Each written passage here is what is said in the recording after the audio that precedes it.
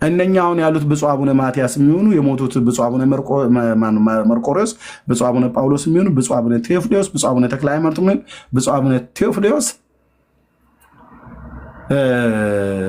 በምንድን ነው ወደ ስልጣን የመጡት? በፖለቲካ።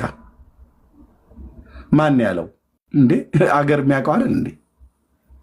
መርቆሬዎስን ማን ወደ ስልጣን ያመጣቸው? ደርግ። ማንን አስገድሎ? ብፁዕ አቡነ ቴዎፍሌዎስ ተገለው። ማን ያስገደላቸው? ጳጳሳቱ ፈርመው። ፊርማው አለ ወይ? እጄ ላይ ያለ ወረቀቱ እጄ ላይ። አንድ ኦርቶዶክሳዊ የሀገሬ ገበሬ ሲታላ ደምህ ደመ ከልብ ይሆናል ብሎ ይልሃል። አንድ ኦርቶዶክሳዊ ገብቶ ይህንን ነገር አነሳለሁ ሐዋርያዊ ቅብብሎሽ እኛ ጋር አለ ብሎ ቢል ፊርማቸው እናመጣዋለን። ብፁዕ አቡነ ቴዎፍሌዎስ የተገደሉበት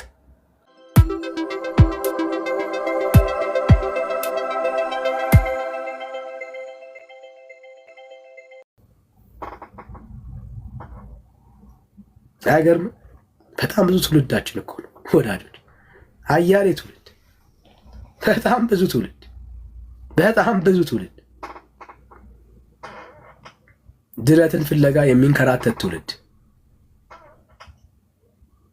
ጽድቅን ፍለጋ የሚንከራተት ትውልድ፣ ለመዳን ዋጋ የሚከፍል ትውልድ፣ ኢየሱስ ክርስቶስ የሰራውን የማዳን ስራ ግን ያልተረዳ ትውልድ። አየ ቤተ ክርስቲያኒቷ ኢየሱስን ደብቃ የራሷን የጽድቅ መንገድ ግን ለትውልዱ ታሳያለች ማለት ነው። ለምንድን ነው ጴንጤ ገዳም ለመግባት ገዳም ገብቶ ተንከራቶ ጽድቅን ድነትን ፍለጋ የማሄደው? ለምንድን ነው? የመዳን እውነተኛ የጽድቅ ወንጌል ግልጽ ሆኖ ስለሚሰበክ ከኛ የሆነ በእኛ ልፋት ላይ የተመረኮዘ የመዳን ተስፋ የለንም። ገብቶናል ብራዘር። ገዳም መግባት አይደለም ብራዘር፣ የትም ልትገባ ትችላል። ስለገባህ ግን የምትቀበለው የዘላለም ሕይወት ተስፋ እንደሌለ ገብቶናል። ጉዳዩ የሎኬሽን አይደለም።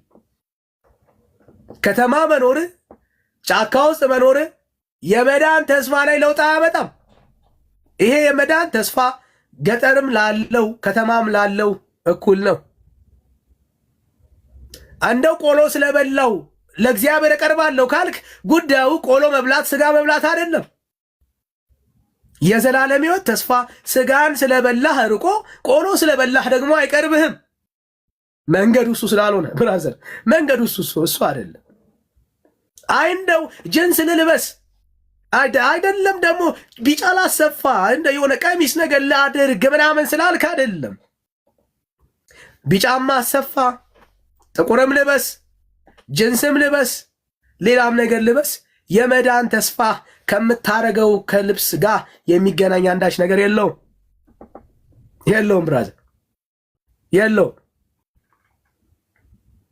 ቁርበትን ነው የምትሸፍንበት፣ የተለየ ነገር የለውም። በመንፈሳዊ ህይወት ላይ ቢጫ ለበስክ ጥቁር ለበስክ ቁርበትን ከመሸፈን ከፀሐይ ከብርድ ከመከላከል ውጪ በመንፈሳዊ ህይወት ላይ አንተን የሚያመጣው ምንም ነገር የለው። የበለጠውን እግዚአብሔር አያቀርብህም። ልጄ እኮ ጥቁር ነው የለበሰው ዋው ምና አይልም። እግዚአብሔር አይደነቅም። እግዚአብሔር ምንድን ነው የሚያስደንቀው ካልክ የተሰበረ ልብ። እግዚአብሔር ምንድን ነው የሚገርመው ካልክ እሱን የተራበች ነፍስ። እግዚአብሔር ምንድን ነው የሚያስገርመው ካልክ እሱ የከፈለውን ያንን ዋጋ የተረዳች ነፍስ፣ እምነቷን ተስፋዋን እግዚአብሔርን ያደረገች ነፍስ። እሷ ነፍስ ግን እግዚአብሔር ታስደስተዋለች። አየ ልዩነቱ እሱ ነው። ልዩነቱ እሱ ነው። ይሄ ወንጌል አሁን ከዚህ በኋላ ባሪያ የለም፣ ጌታ የለም፣ ሴት የለም፣ ወንድ የለ። አየ አሁን የመጣው በሆነ ካታጎሪ ውስጥ ስለገባ የበለጠ እግዚአብሔር የሚቀርብህ አይነት ሰው አይደለም ብራዘር። ከተማ ኑር፣ ገጠር ኑር፣ ምንም ለውጥ የለው። ጫካ ውስጥ ኑር፣ ምንም ኑር። እንደውም ለስጋ ካሰብክ ጫካ ጥሩ ነው። ጥሩ አየር ታገኛለህ። የተበከለ አየር የለም። ባደጉት ሀገሮች ላይ የምናየው ያንን ነው። ብር ሲኖራቸው በጣም ራሳቸውን መጠበቅ ሲፈልጉ ወጣ ይላሉ ከከተማ። ከኛ ጋር ይታገሉ። የመኪና ጭስ እያሸተቱ አይኖሩም። ወጣ ይላሉ፣ ድራይቭ ያደርጋሉ። ያ ነው ኑሯቸው። ወዳጅ እና ትውልዱን ኢየሱስ ክርስቶስን ግን ምን አድርገዋል? ሸፍነዋለች ቤተክርስቲያን። ያን ነው የምናወራው እኮ ብራዘር። አየህ ዛሬ ድነትን ፍለጋ የሚንከራተት በጣም ብዙ ትውልድ አለ። በጣም ብዙ ትውልድ፣ በጣም ብዙ ትውልድ፣ በጣም ብዙ ትውልድ። እሺ ሌላ ኦርቶዶክሳዊ አለ? ሌላ ኦርቶዶክሳዊ ሰላም ይሰማል? ተሰማለሁ ወንድሜ። እንዴት ናችሁ? ሰላም ብለናል። ጌታ ይባረክ። ከየት ቤተ እምነት? እኔ ፕሮቴስታንት ነኝ ከሙሉ ወንጌል። እሺ ጸጋ ይብዛልህ፣ ተባረክልኝ። እሺ አመሰግናለሁ። እሺ ሌላ ኦርቶዶክሳዊ ካለ እንቀበላለን። ዳጊ ከሙሉ ወንጌል ነው። እሺ ሌላ ኦርቶዶክሳዊ ካለ እንቀበላለን። እሺ ኦርቶዶክሳውያን ያው ፕሮፋይል ማየት ስለማልችል ነው ባይዘዌ። እሺ ሚሚ ሰላም፣ እንዴት ነሽ? ሰላም ሚሚ። እሺ ይሰማል?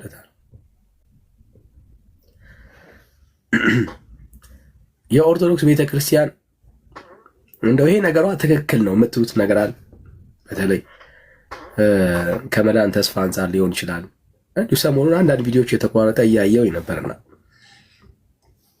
ርዕስ ከከበዳችሁ መቀየር እንችላለን። ወንድምነት ርዕሱ ከበደ እንቀይረው።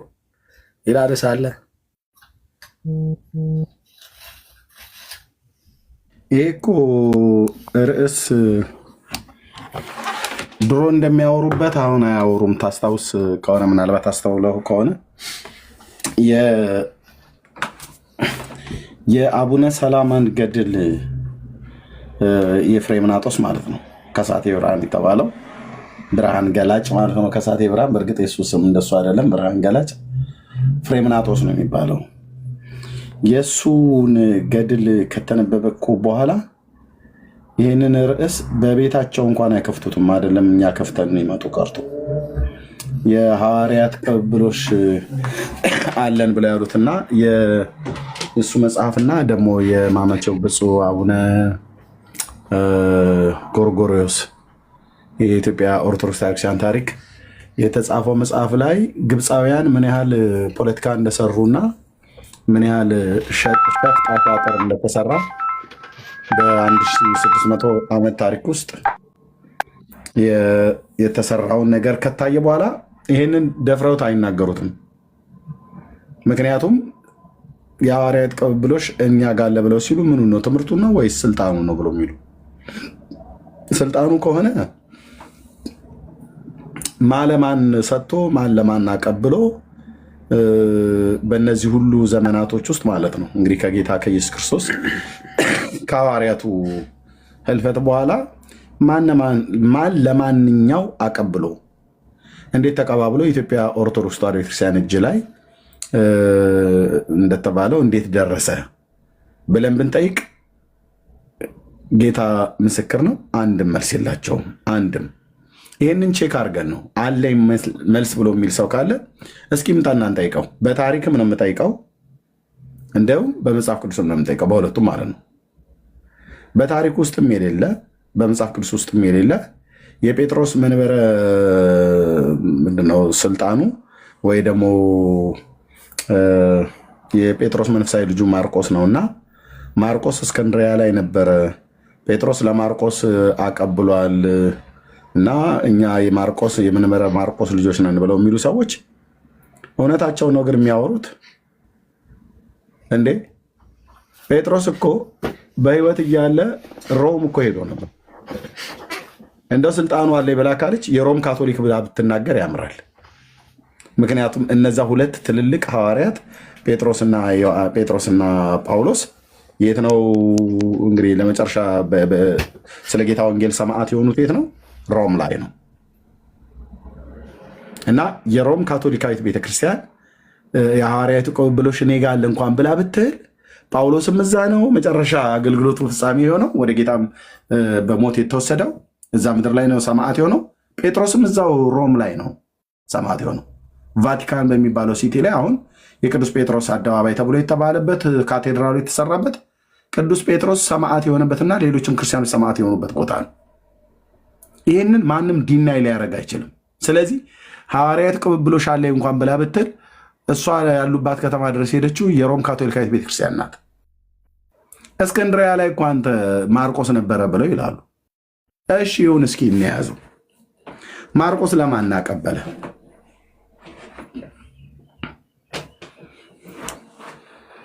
ከማን ተቀብሎ? ከጴጥሮስ አሉን። ጴጥሮስ ያው የመንፈሳዊ ልጁ እንደሆነ ማርቆስ ስለሚታወቅ እሺ መንፈሳዊ ልጄ ማነው ልጄም ማርቆስ ሰላምታ ያቀርቡላችኋል ብሎ ስላለ በባቢሎን ያለች ቤተክርስቲያን ውስጥ እንደነበረ መጽሐፍ ቅዱስ ይነግረናል። ራሱ ጴጥሮስ ይህንን ይናገራልና ማለት ነው። በተለይ የፍሬምናጦስ የአቡነ ሰላማ ከሳቴ ብርሃን የተባለው ወደ ኢትዮጵያ መጣ ተብሎ የተባለውና የሐዋርያቱ በትር ስልጣን ወይ ደግሞ የአገልግሎት ሹመት ተቀብሏል ብሎ የተባለበት መንገድ ወንድምነት ባለፈው ስናገር ሰምተህ ከሆነ መጽሐፉም አለ እጅግ ፈኒ ብቻ ሳይሆን እጅግ አጸያፊ የሆነ መንገድን ተከትሎ ነው ሐዋርያዊ ስልጣንን ተቀብሎ የሐዋርያቱ ሹመትን ተቀብሎ ፍሬምናጦስ አቡነ ሰላማ ወደ ኢትዮጵያ ይዞት መጣ የተባለው ማለት ነው። ከማን? ከቅዱስ አትናቴዎስ ተቀብሎ ነው የጳጳስነትን ተሾሞ ይዞት የመጣው በ4ኛው መቶ ክፍለ ዘመን። እንዴት ነበረ ሲመቱ የተካሄደው? ማርያም ከሰማይ ወርዳ የአባ ሰላማ ከሳቴ ብርሃንን ከንፈሩን ስማው ጳጳስነትን የሾመችው ይታይ። ጌታ ኢየሱስም ከሰማይ ወርዶ ከንፈሩን ስሞት፣ ቅዱሳን ሁሉ መላእክት ወርደው ከሰማይ ተራ በተራ ከንፈሩን ሞጥሙጣውት እና እንዲሁም ደግሞ ራሱ ቅዱስ አትናቴዎስ የአቡነ ሰላማ ከሳቴ ብርሃንን ከንፈሩን ስሞት። ሰውየው ያልሳመው የለም ከንፈሩም ማለት ነው። ከንፈሩ አብጦ ነው ተቆርጦ ነው የመጣው። እሱን እንግዲህ ገና ታሪክ ላይ እያረጋገጥ ነው። የአርኪኦሎጂ ጥናት ምርምር እዚህ ውስጥ ተሳትፎ ካደረገበት ሊደርስበት ይችላል ማለት ነው። አይ እውነቴን እኮ ብዬ እምላቸው መጽሐፉ አለ፣ ገልጠዋለሁ። ባለፈውም ገልጬው አንድ የሰዋስወ ብርሃን መንፈሳዊ ኮሌጅ ምሩቅ ነኝ ብሎ ያለ ገብቶ ተንተፋትፎ ረግሞ ሰድቦ ነው ሄደው አይልም ብሎ ሲል እንደውም አስታውሳለሁ። ማጋ ነበር ዜድ ቤት ነበረ ይሄ ነገር የተካሄደው አለኛው። አሁን ከሼልፌ ላይ ያመጣዋለሁ መጽሐፉ ስላለ ማለት ነው። አሁን ትንፍሽ የሚል ጠፍቷል። ይህንን አርዕስት በመድኃኔዓለም ዳጊ ማን ዳንዬ ድጋሚ አታንሳባቸው። በቃ የውሾን ነገር ያነሳ ውሾ ይሁን። ስለዚህ ጳጳሱ ተሳስሞ ከንፈር ለከንፈር ተሳስሞ ያመጣውን ስልጣን አሁን እኔ እጅ ላይ ያለ ብሎ ቢለኝ እውነት ወንድ ለወንድ ከንፈር ተሳስሞ ጳጳሱ ቅዱስ አትናቴዎስ ቅዱስ ፍሬምናጦስን ከንፈሩን ስሞት ተሳስመው ነው የመጡት አይደል? እንደዚህ ነበር ሐዋርያቱ ሲሾሙ የነበሩት። አይመልሱትም። እኔን እኮ ጥምድ አድርገው ይጠሉኛል እንጂ የሚጠሉን ወንድምነት ይጠሉናል እንጂ እኛ መጽሐፍቶቻቸውን ማንበብ ነው ስራችን እኮ። ጊዜ ሰጥቼው ጥሬ ነው የማነበው። በሁለት ቀን ነው ላፍ ያደረኩት ገድሉ ሙሉ በሙሉ አጣጥሜ ቆረጣጥሜ የቱ ጋ ገጽ ላይ ምን እንዳለ በደንብ አስምሬ ይዣለሁኝ። አይልም ብለው ሲሉ ሲገቡ ካሜራዬን ብቻ መክፈት ነው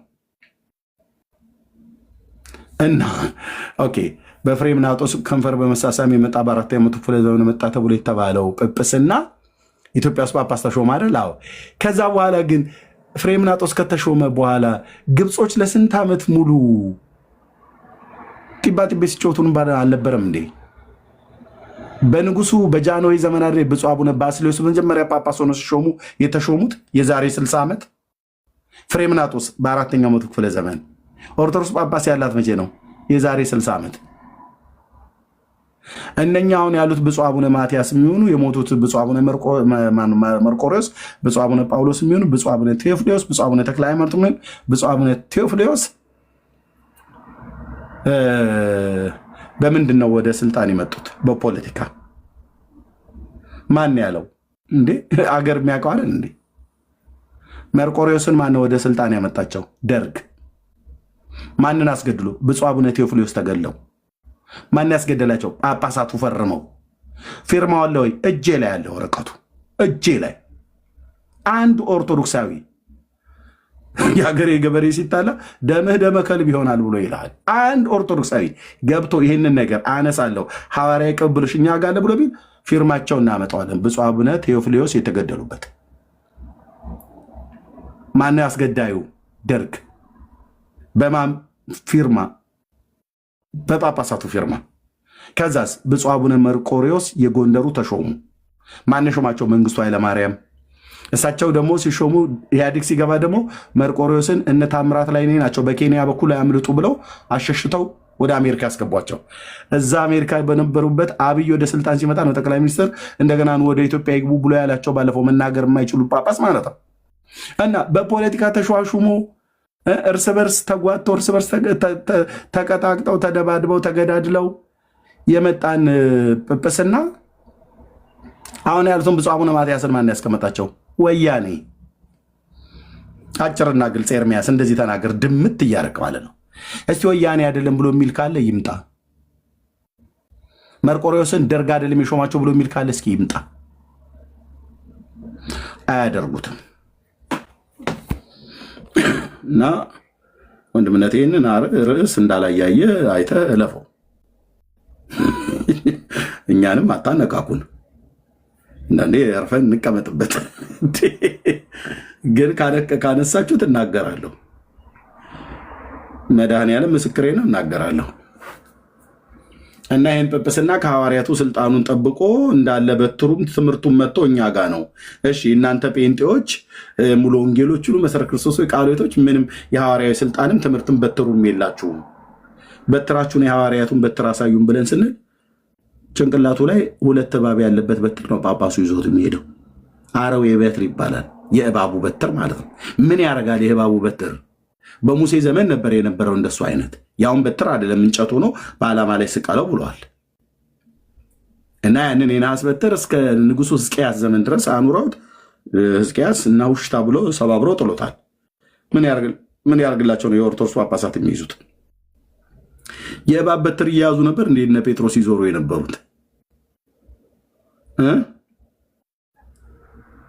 አትናገሩም እንዴ? ኮሜንት ላይ ከታች ያላቸው ኦርቶዶክሳውያን የእባብ በትር ይዘው ነበር ወይ ይዞሩ የነበሩት? ጴጥሮስ 2 እባብ አፉን የገጠመ ማዕከለ ትንሽ መስቀል አድርጎ ይፍታ ይድግ ያንጽ ወይ ቅድስ እግዚእነ አምላክነ መድኃኒነ ኢየሱስ ክርስቶስ ስራ ኃጢአት ወደ እንሳ ሲያበሳ እያለ ነበር እንደ ይዞሩ የነበረው? ወይስ ወንጌል እየሰበከ ነበር? እና ዳንዬ እንደው በመድኃኔዓለም ይህንን ርዕስ ቀይረው ነው ብዬ የምልህ ከሰማኸኝ። ካልሆነስ እያዩ ነው የሚያልፉት እንጂ አይገቡም። እኔ ከገቡ ደስ ይለኛል። ባትበሉም እበላለሁ ብትበሉም እበላለሁ ብሎ እንዳለው ሰውዬ ቢመጡም እናገራለሁ ባይመጡም እናገራለሁ። ርዕሱ ግን የሚያስኬድ አይደለም። ወንድምነት ሰምተኛል። አም ሶሪ ወንድምነት ይሄ ርዕስ ይቀየር ስለ መድኃኔዓለም እያልኩ ነው። ምክንያቱም ያልፉታል እንጂ አይገቡም። ከገቡ እኔ ሰውየው እንዳለ ነው። ባትበሉም እበላለሁ ብትበሉም እበላለሁ እንዳለ ማለት ነው። ባይመጡም ይኸው እየተናገርኩ ነው።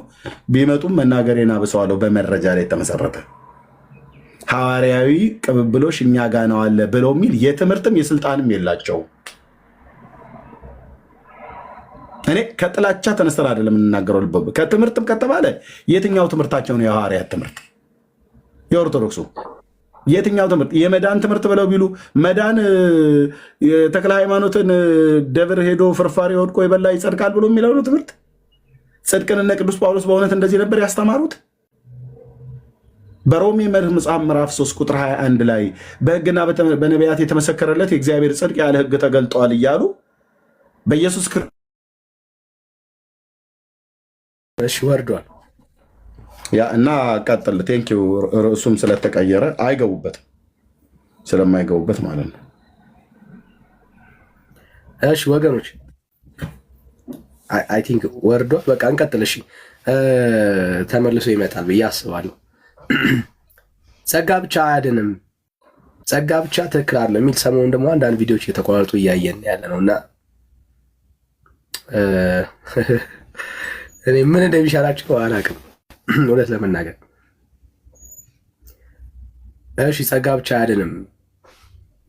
በእርግጠኛ ናችሁ? ጸጋ ብቻ አያድንም? አይ ዳኒ ተሳስታችኋል። ጴንጤዎች የምትሉ ከሆነ ገብታችሁ ሞግቱ። ይኸው ከፍተንላችኋል። እና ሁሉ ቀን በቃ 10,000 የታወቀ ነው። ጥሩ እንዲሄድ አልጎሪዝሙ ጥሩ እንዲሄድ ከቻልን ደግሞ ታብታቡንም ልክ እንደዛው ማድረግ አለብን ማለት ነው። እና ተባረኩ፣ ጸጋ ይብዛላችሁ።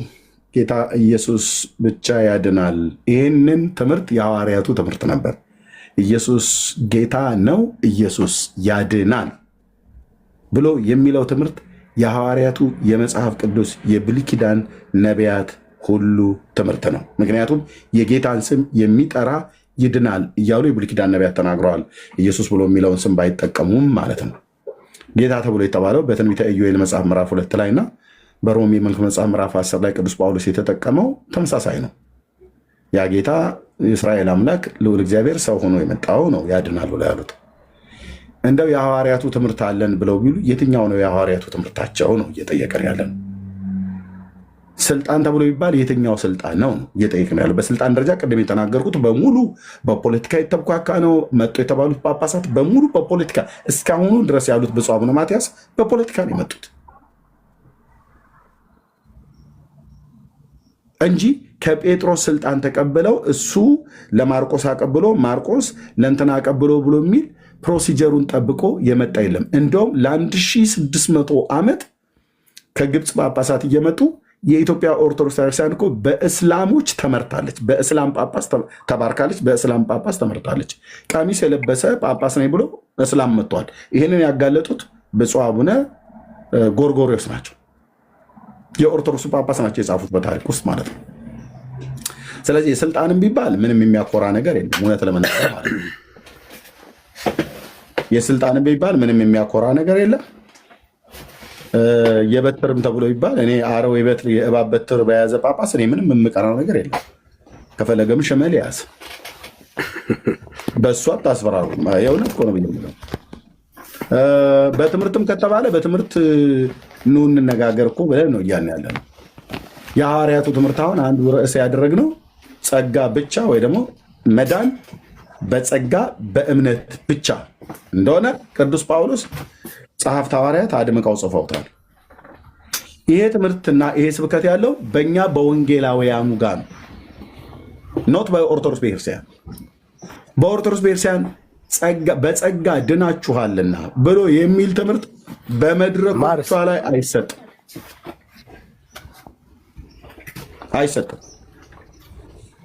በጸጋ ድናችኋል፣ በጸጋ ትድናላችሁ ብለህ ህዝቡን ታባልጉት እንዴ ነው የሚሉት። በጸጋ ድናችኋል፣ በጸጋ ብቻ ትድናላችሁ ብለህ ካልክ ይሄ ሰንበቴ ማህበር ዝክር የሚባለው ነገር የሚበላው የሚጠጣው ሊቀር ነው። እና ይሄን ብለን ምንለው ወንድምነት ቀጠል። ቴንክ ዩ።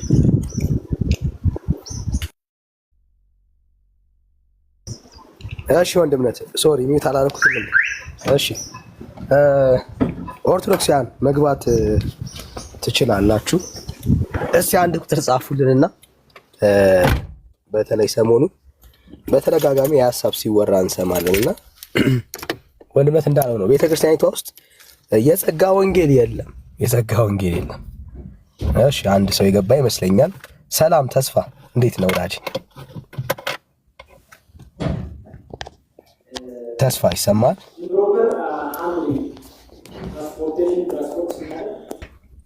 ተስፋ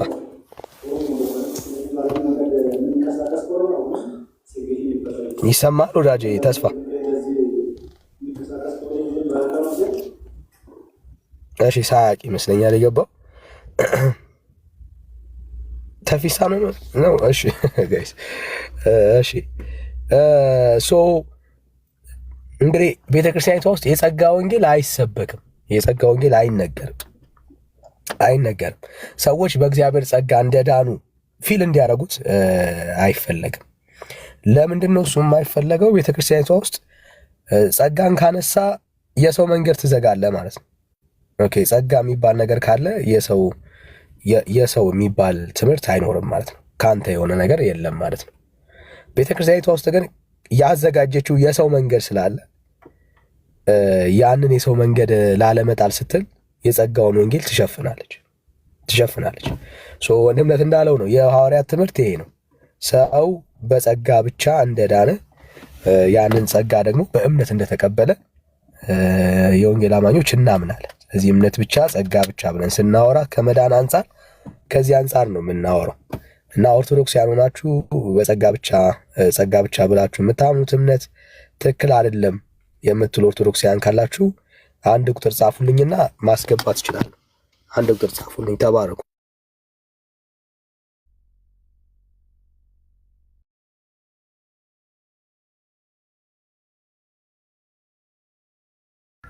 እሺ ካላችሁ አንድ ቁጥር ጻፉ። እኔ ኦርቶዶክሳዊ ነኝ ማውራት እችላለሁ። የጸጋ ወንጌል ወይ ደግሞ ጸጋ ብቻ የሚለው ትምህርት ትክክል አይደለም ብላችሁ የምታምኑ ሰዎች ካላችሁ ፕሊስ አንድ ቁጥር ጻፉልኝ። ካልሆነ ግን እኛው ያው እናወራበታለን ከማውራት ወደኋላ አንልም ብሏል፣ እንቀጥላለን ማለት ነው። የጸጋ ወንጌል ቤተክርስቲያኒቱ ውስጥ ለምን እንደማይሰበክ ማለት ነው። እሺ ሌላ ኦርቶዶክስ ያለ ያው ግቡና ሞግቱ አለን። እምነታችን ምን እንደሆነ በግልጽ እነግራችኋለን፣ እናሳያችኋለን።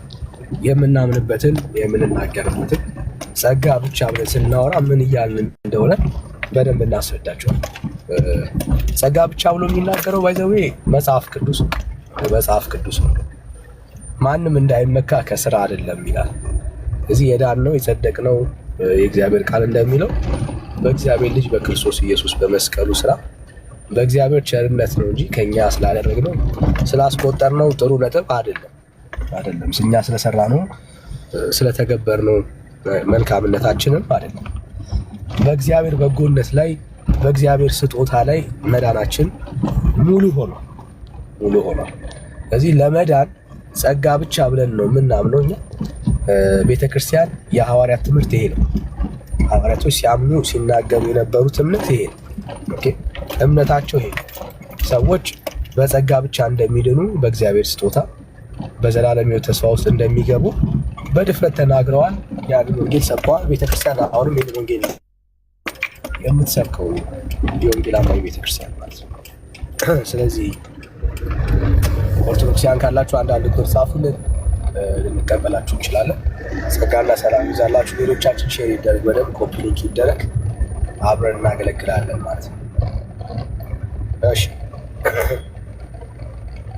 ጸጋ ብቻ የሚለው ሀሳብ ትክክል አይደለም ብላችሁ የምታምኑ ሰዎች አላችሁ። እሺ የሆነ ሰው ማይክ ከፍቱ። ሰላም ዳኒ፣ እንዴት ናችሁ? እግዚአብሔር ሰላም ከሁላችሁ። አይ እኔ አንድ ሀሳብ ለማንሳት ነው። ባለፈው አጋጣሚ አንድ ሙስሊም ቤት እያወራን እያለን ስለ በኢየሱስ ክርስቶስ በማመን የሚገኝ መዳን እያወራን እያለ አጋጣሚ ሆነ ኦርቶዶክስ ገብቶ እንትን ብሏልና ይሄ ትምህርት የሐሰት ነው፣ በቃ ውሸት ነው፣ መጽሐፍ ቅዱስ ላይ የተጻፈ አይደለም በእምነት ብቻ መዳን። ስለዚህ እሷ ስላላወቀች ነው ብሎ በቃ እንትን አለና ለምንድን ነው ሌሎች እንኳን እንዳይድኑ ሌሎች እንኳን መዳንን እንዳያገኙ በር የምትዘጉት? ኦርቶዶክሳውያን እናንተ ካስተምሮ አንጻር ችግር ካለባችሁ ለምን ሌላ እንዳይድን ታደርጋላችሁ? በስርዓት እያወራን ነበረ ልጅ ጋርና መቶ በቃ እንትን አለ። ጭራሽ በቃ አወረዱን መጨረሻ ላይና እናንተ ያለባችሁን ጥያቄና ሀሳቦችን ማንሳት ትችላላችሁ፣ ግን ከሙስሊም ጋር እየተወራ ለምንድን ነው እናንተ ውስጥ እናንተ የምትማሩበትን ነገር እንትን የምትሉት? እና ያ ነገር ቢስተካከል ነው ምናልባት ሀሳብ ተመሰከሩ። እሺ ምናልባት ሀሳብሽን አላገኘሁትም ከሆነ ታርኛለሽ አሉ እኔ ታረድቻታለሁ።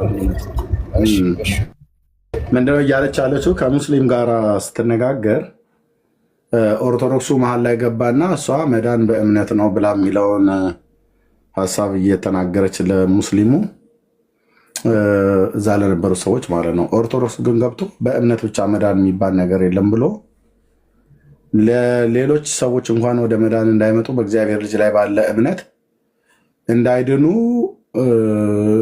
ክርስቲያኒ ብሎ የሚለው ሰው ራሱን ክርስቲያኒ ብሎ የሚጠራው ኦርቶዶክሳዊ ሁሉ ጭምር ሳይቀር በኢየሱስ ክርስቶስ ሰው አምኖ አይድንም፣ ስለዚህ አንቺ ተሳስተሻል እያላት ለሙስሊም ሁሉ እንቅፋት እያኖረ እንዳለ ነው የተረዳችው። እንደዛ ነው አይደል እህታችን? አግኝቼሽ ከሆነ አዎ፣ በትክክል ጭራሽ ጮኸብኝ ገብቶ። እና ምንድን ነው በስርዓት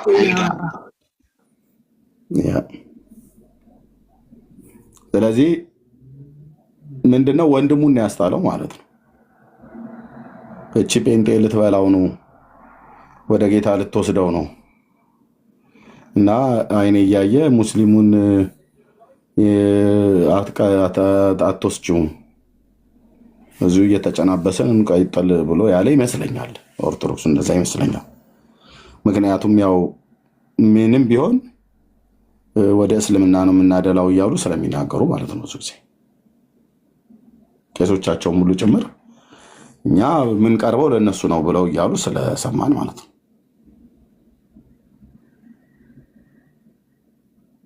በዚህ ደግሞ ሐሴት እናደርጋለን እንጂ የተናገርሽው ነገር መጽሐፍ ቅዱስ ላይ አይደለም። ከመጽሐፍ ቅዱስ ላይ የተቀዳ ግን ቅዳሴያት ላይ ሁሉ ጭምር ሳይቀር ያለ ነው። ኦኬ። ይሄ ሰው ግን አሁን ቅዳሴ የሚባለውን ታውቂዋለሽ ብለሽ ብትዩ ምናልባት ሊያውቀው ይችላል። ካወቀውም የመሸምደድ ያህል ነው የሚያውቀው እንጂ ዘያምን በወልድ ቦ ሕይወት ዘለዓለም ብሎ የሚለው ቃል በወልድ የሚያምን የዘላለም ሕይወት አለው እያለን ስናዜም ነበረ። እና ለዛ ሙስሊም አንቺ ሰው በክርስቶስ ኢየሱስ በማመን ይድናል፣ እዚህ ያላችሁ ሰዎች በጌታ አመኑ ብለሽ ስትናገሪ ኦርቶዶክሳዊ ወንድም ገብቶ አዎ ልክ ናት፣ ምንም እንኳን ጴንጤ ብትሆን በእምነት ባንገናኝም ይሄ ግን የተናገረችው ነገር መጽሐፍ ቅዱሳዊ ነው።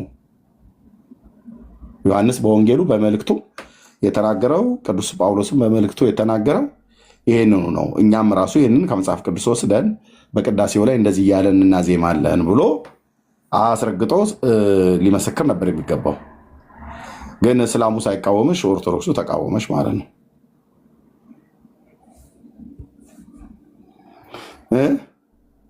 ምን ማለት ነው? ምን ማለት ነው? የጢሮስና የሲዶና ሰዎች ሳይቃወሙት ጌታ፣ የጢሮስና ሲዶና ማለት የአሁኑ ሊባኖስ ውስጥ ያለ አገር ነው። ያኔም አሁንም ማለት ነው። ለቤሩት ከተማ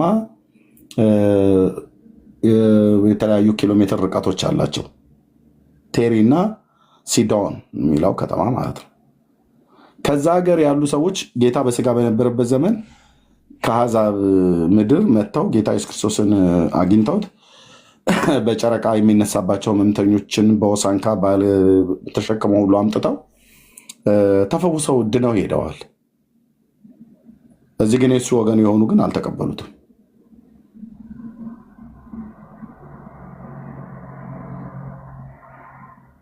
እና መዳን በእምነት ብቻ ወይ በጸጋ ብቻ ብሎ የሚለው ኦርቶዶክሳውያኑ ለምን አይቀበሉትም ካላችሁ ወንድሞች እናቶቼ፣ አንድ ነገር ሌላ ምንም አትበርብሩ። ምንድነው ምክንያቱ ምናም ነገር ብላችሁ አትበሉ። ልክ ነው፣ ሁሉም በሰይጣን አናሳብብም። ግን ከበስተጀርባ ሰይጣንን ነፃ ላወጣ ፈልጌ አይደለም። ግን ሁሉን በሰይጣን አናሳብብም። አንድ የሚባል እንደ ቀልድ አይነት ነገር ተብሎ የሚባል ነገር አለና ሰውየው በገዳም ነው የሚኖረው፣ መነኩሴው በገዳም ነው የሚኖረው እና በጾሙ ጊዜ ተደብቆ እንቁላል እየጠበሰ ይበላል። የሚጠብሰው በመጥበሻ ላይ አይደለም። እንቁላሉን ማንኪያው ላይ አድርጎ ማንኪያዋን በቡታ ጋዝ አድርጎ ከስር እያነደዳት ነው። እንቁላሏ እዛው ከነቅርፊቷ ሙክክ እያለች እየበሰለች ያለችው እና እንደዚህ እያደረጉ እያሉ አንድ ሰው በሩን ገፍትሮ ገባ፣ ሌላኛው መነኩሴ እና ይሄ እንግዲህ እዛ ተረቱን ሁሉ ጭምር ስለተማርን ማለት ነው። ሲገባ ቡታጋዙን ለኩሶ በማንኪያ ነው በጭልፋ ላይ አድርጎ እንቁላሏን እየጠበሰ ነው። እንዳትሸት አድርጓት ማለት ነው። እንቁላሏን ከነቅርፊቷ አስቀምጦ ግን እየጠበሳት ነው። ከሰበራት ልትፈርጥ ነው። ከፈረጠች ቁሌት ሁሉ ሊኖር ነው፣ ልትሸት ነው። እና ቀስ እያለ ማለት እና ምን ነው አባ ብሎ አላቸው። በሩን ገፍትሮ የገባው ሌላኛው መነኩሴ በጾሙ ምን ነው ሲል አይ ልጄ ሰይጣን አሳስቶኝ ነው ሲሉ ሰይጣን መጥቶ አሉ። ወዲያው የለም እንዲህ አይነት አጠባበስ እኔ ዛሬ ነው ከሳቸው ያየሁትኝ። ይህንን አጠባበስ እኔ አላስተማርኳቸውም ብሎ አለ ይባላል። ሰይጣን አለ ነው ብለው የሚሉ ቤት አበሻ ኢትዮጵያዊ ለመናገር ሲፈልግ በአህያም በቀበሮም በከርከሮም አንስቶ አህያ እኔ ከሞቱ ሰርዶ ያብቃል ብላለች፣ ቀበሮ ሰው ማመን ቀብሮ ነው ብላለች ምናምን ነገር እንዲህ አይነት በቃ አዝግ የሆነ ስንት ተረት አለ። ለፍርፋሪ ሲሆን እምነት አለው፣ ለኢየሱስ ሲሆን እምነት የለውም። አንተ ትውልድ አትቀልዱ። ፍርፋሪንና እባብን ገሎ ለመጽደቅ ልቡን ለእምነት ተነሳሳ፣ ልቤ ለእምነት ተነሳሳ ብለው የሚሉታለ። ሲጀምር ለብዙ ነገር ነው የነሱ ልብ የሚነሳው። ምንድነው አንድ መዝሙር አላቸው። መዝሙር ነበር ልቤን አነሳስቶ ያመለክተኛል ብለው የሚሉት ማለት ነው። የእነሱ ልብ የማያመለክታቸው የለም። የአምላክን እናት መናት ይለኛል እያሉ ማለት ነው። እውነትህን ነው። ልብህ አነሳስቶ አመለከተ አይደል? እና የአምላክን እናት ምንድነች ብለህ መናት አለ። ማን ያነሳሳው ልብህን? ሰይጣን ወይስ እግዚአብሔር? እኔ አንዳንድ ነገር እንደዚህ ብልጭ የሚልብኝ ነገር አለ። መዝሙር ሁሉ ይመጣልኛል። አንተዬ አልረሳሁትም ማለት ነው። ልቤን አነሳስቶ ያመለክተኛል ስንል የአምላክን እናት መናት ይለኛል። እመን በሷ ማለት ነው። የአምላክን እናት ወላዲቴ ነህ። በቃ ይኸው ነው። እመን የአምላክን እናት ወላዲቴ ነህ። መጽሐፍ ቅዱስ ላይ ሲሄድ በሰው ማመን ከንቱ ነው ይለኛል። ዳዊት የሚባል መዝሙረ ዳዊትን ሳነብ ቅድም የዘመርካትን መዝሙር ዋጣት ይለኛል። እንዴት ዳዊት እንዴት እንዲህ ትለኛል? በሰው የሚያምን ስጋ ለባሹንም ክንዱ የሚያደርግ ብሎ ነቢዩ ዳዊት በሙሉ አፍከን ያዝ ኤርሚያስ እንዲህ የሚባል መዝሙር አቁም ይሉኛል ነቢያቱ። እኔ ግን ምን ስልልህ ነበር? ጥድ ተደግፌ መቃብር ቤት ስር ሆኜ ልቤን አነሳስቶ ያመለክተኛል። እንዴ ማን ነው ልባቸውን ያነሳሳው? የአምላክን እናት እመናት ይለኛል። እውነትህን ነው። ምን ብለህ ነው እመናት ብሎ ያለህ? ምን ታደርግልሃለች ብሎ እመናት አለህ? እናንተ እኮ ልባችሁን የማያነሳሳ የለም። የሆነች ወጠብሻ ጎረምሳ ሴትዬ ስታይ ልብህ ይነሳሳል። ለነገር ለተንኮል ልብህ ይነሳሳል። እባብ ለመግደል ልብህ ይነሳሳል። መጥቆራ የሚባል የአየር ላይ ጋኔ ለማመን ልብ ይነሳሳል። እንዴት ታምነዋለህ? ሰይጣን እኮ ምስል ለእግዚአብሔር የሚሳነው ነገር የለም ብለህ ደግሞ ልታምታታ ትፈልጋለኛ ፊት አንተ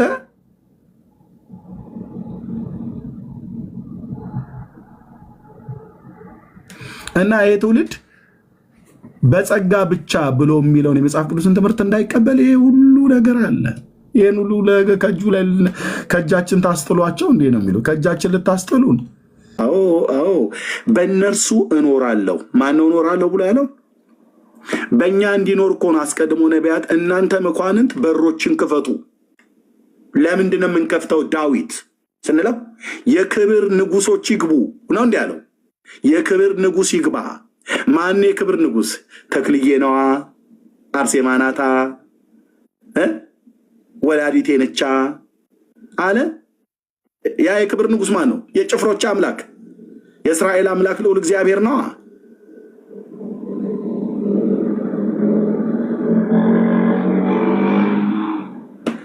እንዴት አይነት እኮ ነገር እኮ ነው ወንድሞች እናቶች። ደግሞ መንፈሳዊ ነገር መታችሁ ከኛ ጋር ሊያወሩ ሁሉ ይቃጣቸዋል። ይሄ የክብር ንጉስ ማን ነው? እግዚአብሔር ነው በጽድቅ ኃያል። እሱ ነው ይግባ ተብሎ የተባለው። ለእሱ ነው ክፈቱ የተባለው በር።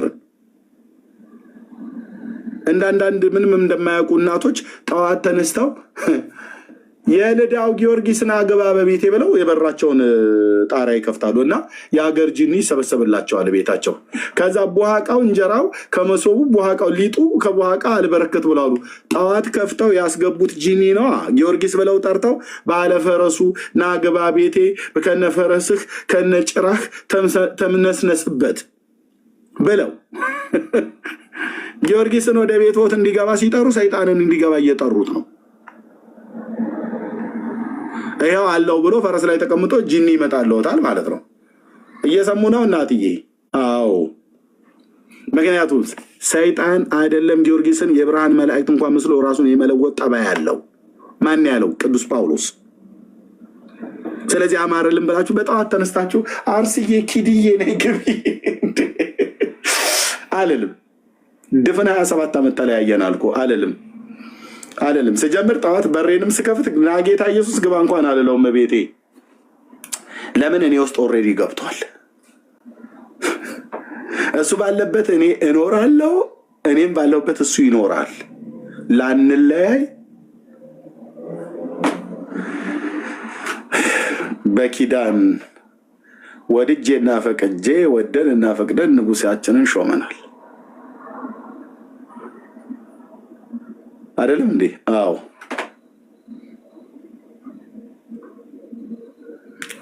ይህንን በእግዚአብሔር ላይ በኢየሱስ ክርስቶስ ስታምን ጸጋው በእምነት ብቻ ማለት ነው።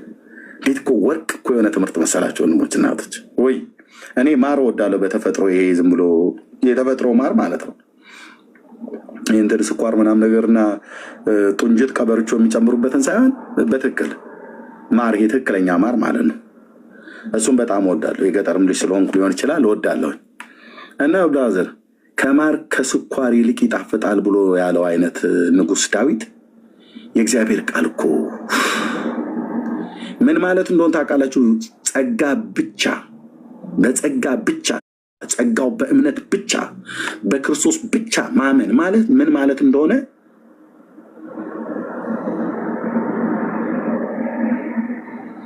ቢገባህ ኖሮ የግለሰብ መቃብር ላይ ከሞተ ከበሰበሰ ሰውየው ታሪክ መታሰቢያው ከጠፋ በኋላ ችኳንታ ተከራይተህ መቃብር ፍለጋ ሰሜን ሸዋና ምዕራብ ሸዋ፣ ምስራቅ ሸዋ እያልክ ኢዮብ መጽሐፍ ምዕራፍ 1 ላይ ያለውን ሰይጣን ይመስል ባህል ዞርክ ነበር።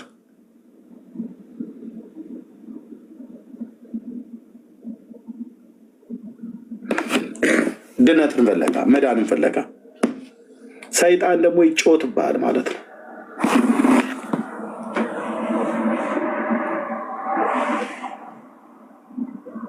ጸበል ፈለቀ ይልሃል፣ ከሰማይ መስቀል ወረደ ይልሃል፣ ከምድር ታቦት ተገኘ ይልሃል። ነገሩ መሬት ለመያዣ ተብሎ የተደረገ ተንኮል ፖለቲካ እንደሆነ በደንብ ነው የማውቀው እኔ። ብዙ አታስወሩኝ ማለት ነው። መሬት ልያዝ ሲል፣ አካባቢ ልያዝ ሲል ታቦቱ ፈለቀ ይልሃል። እውነት ነው። ታቦት ምን ብሎ ነው የሚፈልቀው? ማታ የሆነ ደብተራ ሄዶ ነው የቀበረው። ለምን ቅጩን አልነግርህም። ገበሬዎቹ በተኙበት፣ የኢትዮጵያ ገበሬዎች በሚተኙበት በጅብ ላይና በጥቁር አህያ ላይ የሚጋልብ ስንት ደብተራ አለ መሰለ ወንድም ማለት። አንተ ወፋና ጠንቋይ ቃልቻ ብቻ ይመስልሃል ሌሊት ሌሊት የሚሄደው። ጅብ ላይ ተቀምጦ ጥቁር አህያ ላይ ተቀምጦ የሚዞር ስንት ደብተራ አለ። እና እነሱ ወስደው ነው የሚቀብሩት ሌሊት ባልታየበት፣ ገበሬው ለሽ ብሎ በተኛበት ማለት ነው። እና የሆነ መስቀል አምጥቶ የእንጨት መስቀል ነገር እዛ ጋር ይሰካል። ከዛ የሆነ ተንኮለኛ በዛ አካባቢ ላይ ሳልፍ ይልልህና የሆነ መስቀል አየው እና ከበሮ ይመታ ነበር እዛ አካባቢ። ምንም እኮ ከበሮ የሚመታ እኮ የለም። ጌታ ኢየሱስ ምስክር፣ ምንም እኮ የሚመታ ከበሮ የለም። የሰው እርሻ ላይ ሄዶ ከበሮ ይመታል እዚህ አካባቢ እየሰማው ነው ይላል። አንደኛውን ይጠራው ነው። አዎ እውነትህን ነው አንተ ድም ይላል። እስኪ ቆይ አልተሰማኝም በደምብ ቆይ ጠብቅ ድም እስኪ ተሰማው ይላል። አዎ እነማን ናቸው? መላእክት ማህሌት ቆመው ነው ይላል። ጌታ ኢየሱስ ምስክር እኮ ነው ብዬ የምላቸው ነው ሞጨናቶች። እኔ በተወለድኩበት ደቡብ ምስራቅ ኦሮሚያ ክልል ላይ እንደዛ የሚባልበት ቦታ ነበር። ቦታው ይፈልግ ስለነበረ ማለት ድም ይላል። እና ምንድነው መላእክት ናቸው። መላእክት ከበሮ ሲመቱ ይታይ። ቅዱስ ሚካኤል በቆዳ የተወጠረ እነ መምሬ ሽርሽር የሚመቱትን ከበሮ ሲመታ ይታይ እና ያኛው ምስክርነት ይመጣና የሰው እርሻ ላይ ቆሞ ድም ይላል። አንተ ሄደህ ምንም እኮ አይሰማኝም ብለህ ብትል ኃጢአትን ያላሰማ አንተ እኮ ኃጢአት አለብህ፣ ንስሐ ነው መግባት ያለብህ። አባቶቻችን ሱባኤ እንዲሰጡህ ገዳም ገባ ወይ ሱባኤ እንትን ይበል ይሉሃል እንጂ አንተ እኮ ምንም በእውነት እኮ ምንም የሚሰማ እኮ ነገር የለም በቦታው ላይ። እና ተጠራርተው ኧረ ይደዋወላሉ። እዚህ ቦታ ላይ የሆነ መስቀል ወርዶ አየሁ እና ከበሮ ይመታ ነበር ብለው ሰውየው ገበሬው በተኛበት እነሱ ይደዋወሉና ከዛ ጽና ዕጣን ምናምን ነገር ብሎ የሚል ለብሰው ይመጣሉ። ሰውየው ለእርሻ ሲመጣ ቄሶች እዛ ጋር ቆመዋል። ምንድነው ብሎ ሲል የኦርቶዶክስ እምነት ተከታይ ጅላጅልም መሆኑን ስለሚያውቁ ነው እንደዛ የሚያደርጉት። እኔ በሆነ ያለ በሽመል ጠንጥኜ ነበር ማባረር አልኩህ። ጌታ ኢየሱስ ምስክሬ፣ የኔን አባት እርሻ ነው አንተ መጥተህ ነገሩ ያኔ አሁን እኮ አይኖች ስለበሩ ነው አሁን አይኔ ስለበሩ ነው እንደዚህ ነቄ የሆንኩት እንጂ ያኔ መጥቶ አይደለም መስቀል ወረደ ታቦት ፈለቀ ብለው ቢሉኝ አይደለም ምንም ቢሉኝ እንኳን መሬቱን አይደለም እኔ ላይ ራሱ ቤተክርስቲያኑን ትከሉት ብዬ ለማለት እኮ በቃ እንደዚሁ ሙልል ያልኩኝ እንዳለ እንደወረደ የተቀመጥኩ ባላገር ሰው ነኝ። አደንዝዘው ነበር አይደለም መሬታችሁ ላይ ቤተክርስቲያን እንትከል አይደለም አንተ ላይ እንትከል ብለው ቢሉኝ ይሁና ብዬም ላይ ነበርኩ ሰው ነኝ።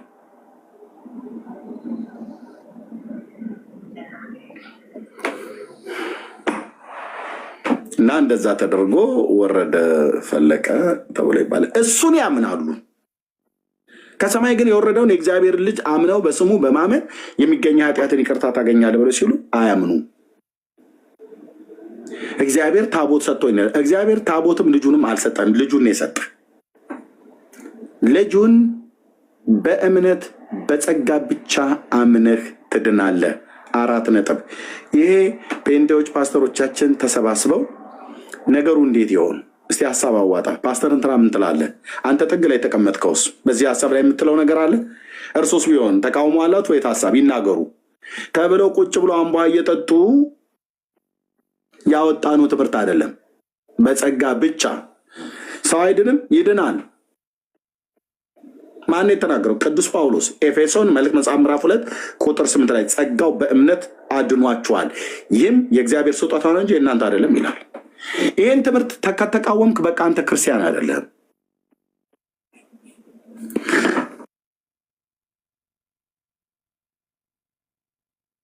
ክርስቶስ ብቻ ስትላቸው እንዴት ክርስቶስ ብቻ ትላላችሁ? ምን አይነት ዘመን ላይ ደረስን ወገኖቼ? ኧረ እግዚኦ በሉ ይላሉ። ምን ስላልን? ክርስቶስ ብቻ። ይኸው መጡ ቤንጤ የሚባሉ ኢየሱስ ብቻ ክርስቶስ ብቻ እያሉ በመንገድ ላይ አላሳልፍ አሉን ይላሉ። አዎ አናሳልፍም፣ እንነግርሃለን።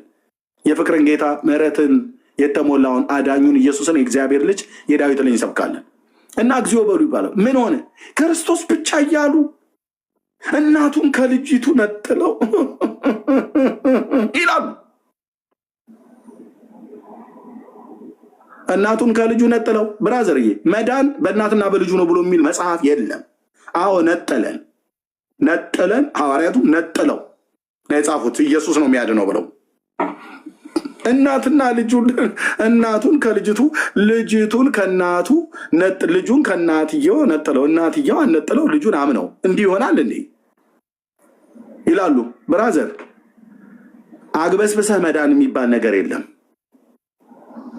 እናቲቱ ታድናለች የሚል መጽሐፍ አለ እንዴ? የለም።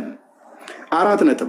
የጌታችን እናት ማርያም አድናም አታቅም። ማንንም የማዳን ችሎታ፣ ኃይል፣ ጥበብ፣ ስልጣን በእጇ ላይ የለም። ከጥላቻ የሚናገር እንዳይመስልህ። ኦኬ። መዳንን እግዚአብሔር በልጁ በኢየሱስ ክርስቶስ ትከሻ ላይ ነው ያደረገው።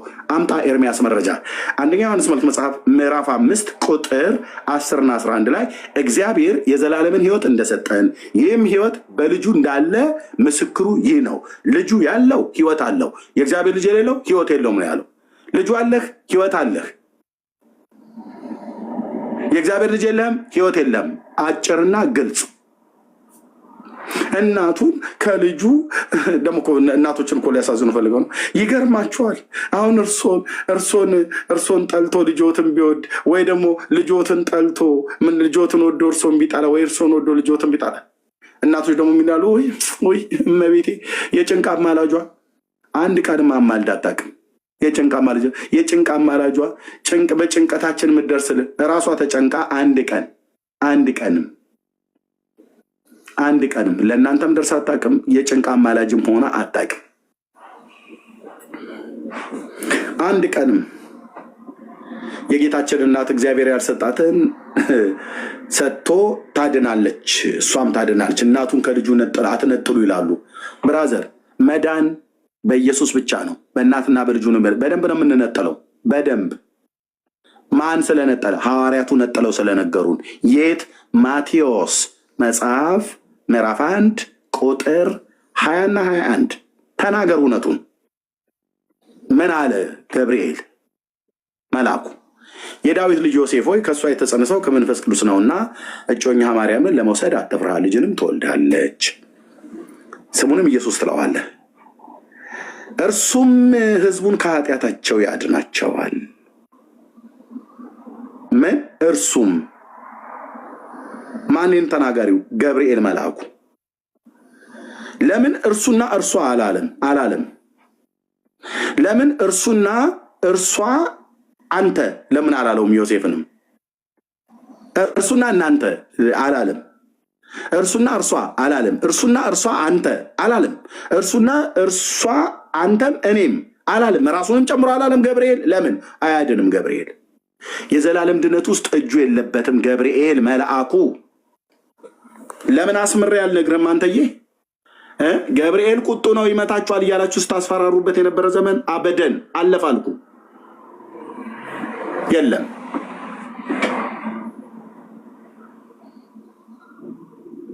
ኃይሌ እንደ ንስር ነው የሚታደሰው። ስለ ኢየሱስ ስናወራ የለም ገብርኤል ቁጡ ነው እያሉ ትውልድን ያስፈራራሉ። ይመታሃል፣ ይገጭሃል፣ ያጋጭሃል እየተባለ ማለት ነው። ለምን እንደሚያጋጨኝ እሱ የሰበከውን ገብርኤል መልአኩ የሰበከውን ስብከት እኛ ጴንጤዎቹ በመስበካችን ለምን እንደሚያጋጨኝ ገብርኤል ወንድ ማለት ለምን ራሱ ነጥሎ አይደል እንደ ነገረን? ነጥሎ ለብቻ እኮ ነገረን። እርሱም ህዝቡን ከኃጢአታቸው ያነጻቸዋል፣ ያድናቸዋል፣ ስሙንም ኢየሱስ ትለዋለህ አለ። ለማ? ለዳዊት ልጅ ለዮሴፍ። ማነው ተናጋሪው? ገብርኤል መጥቶ የተናገረው።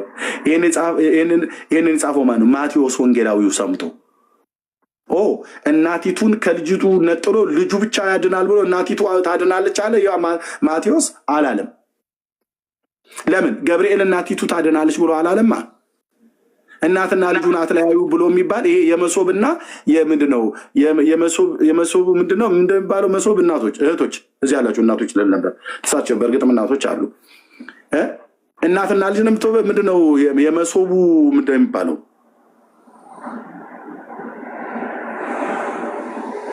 አትናገሩም እንዴ? ክዳን ነው ሚራክል። እኛ እኮ ወንዶቹ ገባን፣ በሴቱ ዝም አለ። አየህ እንዲህ አይነት ዘመን ላይ ነው የደረስን። ስምንተኛው እኛ ስንሰቃይ ጭጭ ነው ብዬ ሙሉ ዝም አሉ። በእርግጥ መሶብ ለንደን ሲኖር አይደል እንዴ? ምን እንደሚባለው ክዳኑ ነው ወይስ ምንድን ነው መሰለኝ? ባልሳሳት በመሰለኝ ነው። ገና መዝገበ ቃላት ፍለጋ ደግሞ ልንሄድ ነው አሁን ማለት ነው። ኤኒዌይ እናትና ልጁ ነው ምናምን ነገር ሲባል ሰምቻለሁ። ለሱ ማለት ነው። መቅዲ አትረብሽኝ፣ አገልግልት ያለሽ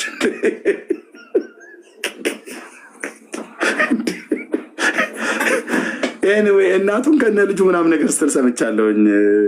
ግጣም ብቻ ይኸውልህ በቃ አሁን እንግዲህ 40 ነገር ነው የሚወራ። ኤኒዌይ ተውት በቃ እርሱት እና እንደዛ ለዩት አትለዩት የሚባል ነገር አይደለም። ገብርኤል ለይቶ ነው የተናገረው። ልጇ ነው የሚያድነው እንጂ እናቲቱ ታድናለች ብሎ አንድም ሐዋርያ አልተናገረም፣ አልሰበክም። አንድም ነብይ አልተነበይም። አንድ መልአክ ሽሽ ጩጭ ጭጭ ምጭጭ ነው ያሉት። ሃሌሉያ! አንድ መልአክ ከመላእክት ክንፉን እያማታ መጥቶ ህብስተ መና ይመግባት ነበር ብላችሁ ያላችሁት ፋኑኤል የሚባል መልአክ ሲጀምር አናውቅም፣ መጽሐፍ ቅዱስ ላይ ስለሌለ ግን እሺ እልፍ አላፋት መላእክት አሉ የእግዚአብሔርን ዙፋን ከበው የሚያመልኩ ክንፉን እያላተመ እየመጣ ህብስተመና ህብስተ አኮቴት ምናምን ነገር ሰጣት ብላችሁ ያላችሁትም እሱም መጥቶ አንቺ ታድኛለሽ ብሎ ሲናገር አልሰማንም፣ አልተጻፈም። ወደሱ ቀጥታ መምጣቱ በአዲስ ኪዳን ሐዋርያት የተጻፈ ገብርኤልም መጥቶ አዳኙ ልጅሽ እንጂ አንቺ ታድኛለሽ ብሎ አላለም። እና ገብርኤል መናፍቅ እንበለው የፕሮቴስታንት እምነት ተከታይ የሉተር ቅጥረኛ እንበለው እንዴ? አንለውም። ቅዱስ መልአክ ነው፣ ከማንም ጋር የለበትም። ብራዘር አንተው ራሱ ፖለቲከኞች ሆዳቸውን የሚወዱ እነ ሆድ አምላኩ በሰሩልህ ትምህርት እንጂ ልጁ ከእናቲቱ ጋራ እናቲቱ ከልጇ ጋራ ታድናለች የሚባል ትምህርት በመላእክትም ዓለም አልተነገረም። በብሉይ ኪዳንም ነቢያት አልተተነበየም። በአዲስ ኪዳንም ሐዋርያት አልተነገረንም። በቤተክርስቲያን አባቶች ታሪክ ውስጥም የለም። እርቃንን እንዲህ ነው ማስቀረው እና ልጁ ብቻ ያድናል ብለው መልአኩ ገብርኤል ሰበከ። ህዝቡን ከኃጢአታቸው የሚያድናቸው የሚያነጻቸው እሱ ነው። በቃ ምን ፈለክ? ሌላ እኮ ምንድን የፈለከው? ልጁ ስጋውን ቆረሰ፣ ደሙን አፈሰሰ። የእግዚአብሔር ልጅ መተኪያ የሌለውን ውድ ነፍሱን ሰጠ። ስላንተ፣ ስለኔ፣ ስላንቺ። ምንድን የፈለጋችሁት? ነፍስ ከመከፈል በላይ ምን ይከፈልልህ? አንተ ምን ይከፈልልሽ? ነፍስ ከመከፈል በላይ ምን ይከፈልልን? የሰው ልጅ ነገ እያንዳንድ ስትሞት ከስጋ ላይ የኔም ያንተም ስጋ ከአጥንታችን ላይ እየበሰበሰ ይጠላና ይረግፋል። በትንሣኤ ቀን እንደምንነሳ በአቅም ማለት ነው። ሟችና በስባሽ የሆነውን ስጋ ለባሽን የሆነውን ሰው አትፍሩት ብሎናል። እነግርሃለሁ የጽድቅን ትምህርት። ምን ይከፈልልን? ከኢየሱስ ክርስቶስ ነፍስ ከቅዱስ ስጋው ከቅዱስ ደሙ መፍሰስና ከስጋው መቆረስ ውድ ነፍሱን ከመስጠት ከዚህ የሚበልጥ ፍቅር ለማንም የለውም ተብሎ ተጽፎልህ አንተ ፍርፋሪ ፍለጋ ገዳም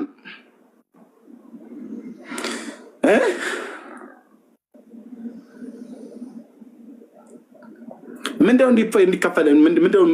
ምንድነው የፈለጋቸው? የአዳም ዘር ምንድነው የፈለገው?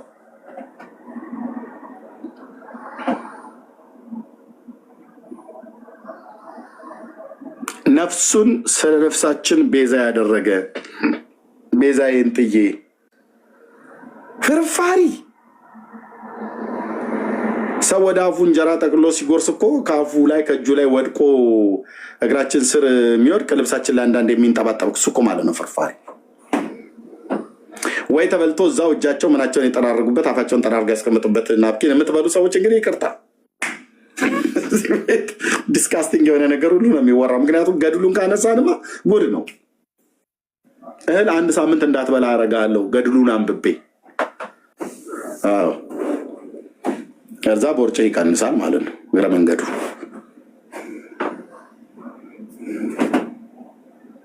ምንድን የፈለገው ትውልድ? የእውነት ንቁ እናቶችና ወንድሞች እዚህ ውስጥ እንዳላችሁ አውቃለሁ። ንቁ። ምንድን የፈለጋችሁት?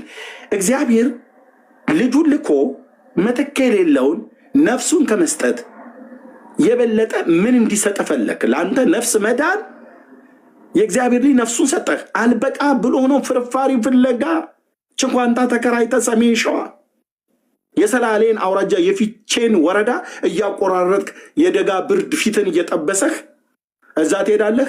ምንም አግኝተህ አትመጣም። ቴንኪው መንፈስ ቅዱስ። ተስፋ ነው ማስቆረጣችሁ። እንደዚህ ተስፋ ሙጥጥ ብሎ ተስፋ እንዲቆረጥ ነው የማደርገው። በፍጡር ላይ የተደገፍከውን እንደተቀጠቀጠ ሸንበቆ ከትክቼ በእግዚአብሔር ቃል እንጥለዋለን። ከዛስ እልል ብለህ ጌታ ኢየሱስ ክርስቶስን ትቀበላለህ ማለት ነው። የጸናው ግንብ ጋር ትመጣለህ። የእግዚአብሔር ስም የጸና ግንብ ነው፣ ጻድቅም ሮጦ ወደ እርሱ ከፍ ከፍ ይላል ተብሎ ወደ ተጻፈው ይህን ሸንበቆ ፍጡር የሆነውን ሸንበቆ አልኩ። ተክለ ሃይማኖት ሸንበቆ፣ ጊዮርጊስ ሸንበቆ፣ አርሴማ ሸንበቆ፣ ማንም ላይ ተደገፍ። ስጋ ለባሹን ክንዱ የሚያደርግ የተረገመ ነው ይላል። ሸንበቆ ማርያምን አልክ። ሸንበቆ ማርያምን እደገፋታለሁ ብለህ ብትል ሸንበቆ። የሚታመን በእግዚአብሔር ይታመን፣ የሚደገፍ በእግዚአብሔር ይደገፍ ተብሎ የተጻፈው። እንዴት አይነት አማርኛ ነው አንተ ማወራው? አዎ ነቢያት እንደዛ ነው ያሉት። ታው የሚመካ በእግዚአብሔር ይመካ፣ የሚደገፍም በእግዚአብሔር ይደገፍ ነው ያለው። በማርያም ይደገፋል እንዴ? በአብርሃም ይደገፋል እንዴ? ምን ብዬ ነው አብርሃምን የምደገፈው?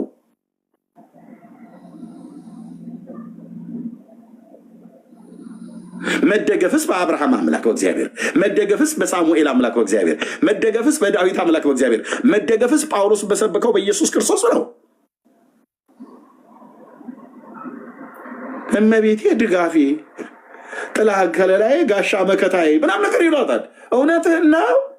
እውነትና አንተ ሰውዬ መዝሙር 91 ላይ በልዑል መጠጊያ የሚኖር ሁሉን በሚችል አምላክ ጥላ ውስጥ ያድራል፣ እግዚአብሔርን አንተ መታመኛዬ ነህ እለዋለሁ ይላል። የእረኛ የዛሬ 3000 ዓመት ላይ ቆሙ የቤተልሔሙ እረኛ፣ እዚህ እስከ አርሲ ምድር ላይ የወጣው ኤርሚያስ የሚባለው እረኛ ዳዊት ያለውን ነው የምለው። አንቺስ አንተስ እኔ እሱ ነው የምንለው።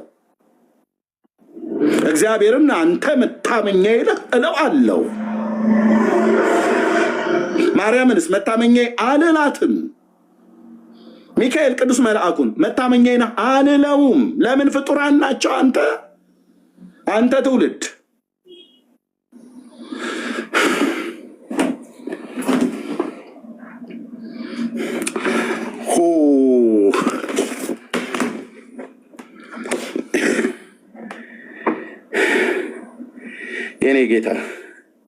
የኔ ጌታ ዳዊትን በተነሳበት ጊዜ እኮ ይላል አንተ ሄዶ ገጥመው ነበር ይላል። በተነሳብኝ ጊዜ ገጥመው ነበር ይላል እኮ። ቴንኪው የኔ ጌታ፣ ለዘላለም ስም ይባረክ። የይሁዳው አንበሳ የእግዚአብሔር ልጅ ኢየሱስ እግዚአብሔርን አንተ መታመኛዬ ነህ እለዋለሁ። የአባቶች የነቢያት ስብከት ነበር። የዘንድሮስ አርሴማ መታመኛዬ ነሽ እላታለሁ ይልላል። ይመጣልና ይሄ ትውልድ ነው መጥቶ እኛን መናፍቅ ብሎ የሚለን። በአርሴማ ብቻ ቢያቆም ደግሞ ጥሩ ነበር። እማወለተ ጊዮርጊስንም መታመኛዬ ነሽ እላታለሁ፣ ጣጡስንም መታመኛዬ ነሽ እላታለሁ። ዲያብሎስንም እኮ መታመኛዬ ነህ እያሉት ነው። መጥቆራ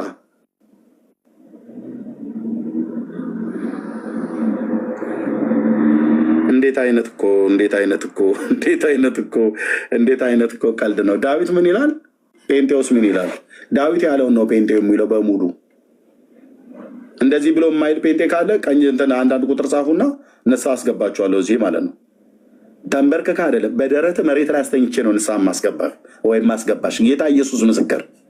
እንደዚህ ብሎ የማያምን ጴንጤ ካለ እኛ የምናምነው ግን እንዲህ ተብሎ የተጻፈው ነው። በልዑል መጠጊያ የሚኖር ሁሉን በሚችል አምላክ ጥላ ውስጥ ያድራል። በቃ አሁን ከዚህ ቀጥሎ ያለው እንዳነብ ነው የምትፈልጉት 16ን ቁጥር በቃ ያውን ትርጓሜ ያስፈልገዋል። አልገባኝም፣ ይብራራልኝ፣ በግሪኩ ይታይልኝ፣ በዕብራይስጡ ይመስጠርልኝ ብለህ ትላለህ። አይገባም። ይሄ በአማርኛ በኦሮምኛ አስነብብልሃለሁ፣ በትግርኛም ይነበብልሃል፣ በእንግሊዝኛም ግልጽና አጭርና ግልጽ። እግዚአብሔርን አንተ መታመኛዬ ነህ እለዋለሁ። ዳዊት እለዋለሁ። ኤርሚያስስ እለዋለሁ። ጴንጤውስ አንተ ወገንህ ራሱ ኤርሚያስ ጴንጤ ወገንህስ ይሉታል። ማንን? እግዚአብሔርን። ማን? መታመኛችን ነህ። ኢየሱስን መታመኛችን አንተ ነህ። ከዛስ አምላኬና መሸሸጊያዬ ነው፣ በእርሱ እታመናለሁ። በእርሱና በእርሷ በእነርሱ እታመናለሁ አላለም ዳዊት። እኛም አንልም። ለዚህ ነው በኢየሱስም በማርያምም በገብርኤልም በሚካኤልም እታመናለሁ ብለን አንልም። በኢየሱስ እንታመናለን። አለቅ። ደስ አይልም? እንዲህ አይነት ስብከት ሰምተህ አታውቅም።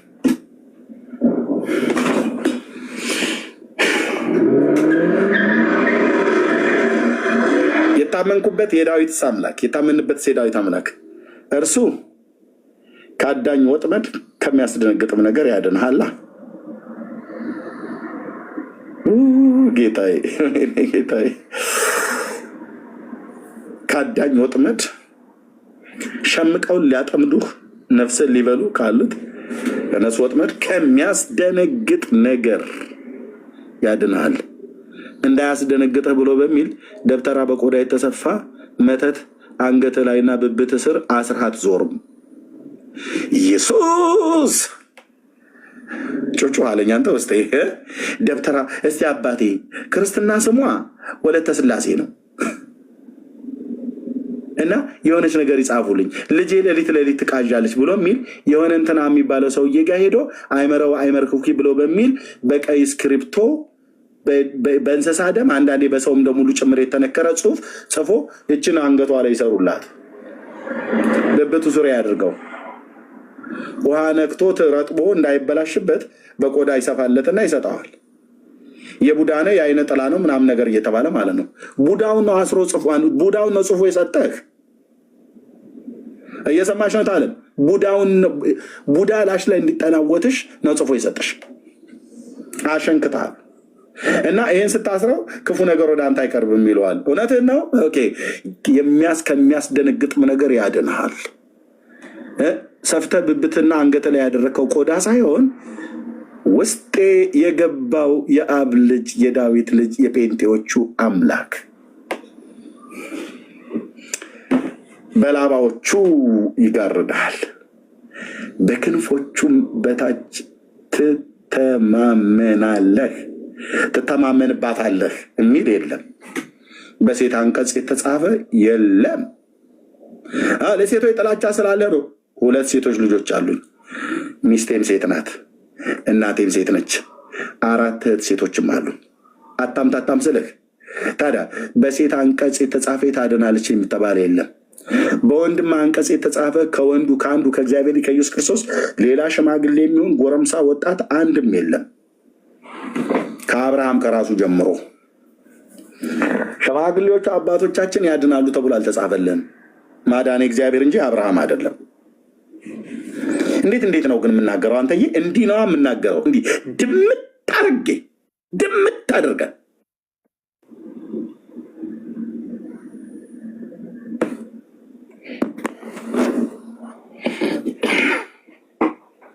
ቴንኪው የኔ ጌታ ንጉሳችን እኮ ነህ። በእውነት እውነት እንደ ጋሻ ይከብሃል ይላል።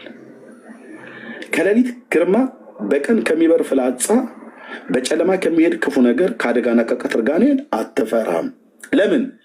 ያሰፋው በቆዳ ያስከው ብብትህና አንገት ስር እስካለ ድረስ ወይ ደግሞ ሌሊት በተኛህበት ከሌሊቱ ግርማ ከቀኑም ፍላጻ ትራስጌ የምታደርገው ጉማጅ የሚመስል ደብተራ የጻፈው የክታብ ደብዳቤ መጽሐፍ በስመ አብ ወወልድ ወመንፈስ ቅዱስ አሐዱ አምላክ ብሎ ግማሹ ቢስሚላሂ ብሎ የሚጨርስ ጸጸጸ ቋቋቋቋቋቋ ብሎ የሚል ጽሁፍ ያለበት ማለት ነው። እሱ ስላለ አይደለም ከቀትር ጋኔን የምትድነው ያለ ነው። ከላይ የታመንከው የዳዊትና የአብርሃም አምላክ ንጉሴ ኢየሱስ ክርስቶስ ስም ይባረክ። ቴንኬን አባት ቴንኬን አባት ቴንኬን አባት ቴንኬን አባት ይህንን እውነት ስለገለጥክልን ይህንን እውነት ስለገለጥክልን በአጠገብ 1,000 በቀኝም 10,000 ይወድቃል፣ ወደ አንተ ግን አይቀርብም። ከማየት የተነሳ ከታመንክበት ጌታ ከታመንበት ጌታ የተነሳ ከኢየሱስ የተነሳ ነዋ ወደ እኔ የማይቀርቡት ወደ አንቺ የማይቀርቡት። ለምን? ዙሪያችንን የእሳት ቅጥር በውስጣችን ክብር ነዋ። ለምን? በእኔ ውስጥ ይኖራላ፣ በአንቺ ውስጥ ይኖራላ። ለምን? ካስፈለገ ይጠብቁን ዘንድ መላእክቱን ስለኛ ያዛቸዋል። ሂድና ኤርምያስና ቤተሰቡን ጠብቅ ተብሎ ከስላሴ መንግስት ከሰማያት ትእዛዝ ተሰጥቶት መጥቶ የሚጠብቀኝ ቅዱስ መልአክ አለ።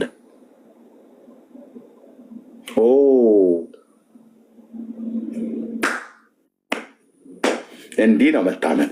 መልአኩን ማን ያዘዘው? ኤርምያስን የጠራው? የት አውቄው ነው የምጠራው? እናስ እኔ ወደ ሄድ ኦፊስ ወደ ዋናው ቢሮ ነው ወደ ንጉሴ ጋር ነው አባ ብያልኩት ማለት ነው። አባቴ ጋር አባ ብዬ ስለው ከባሪያዎቹ አንዱን ይልክልሃል ማለት ነው።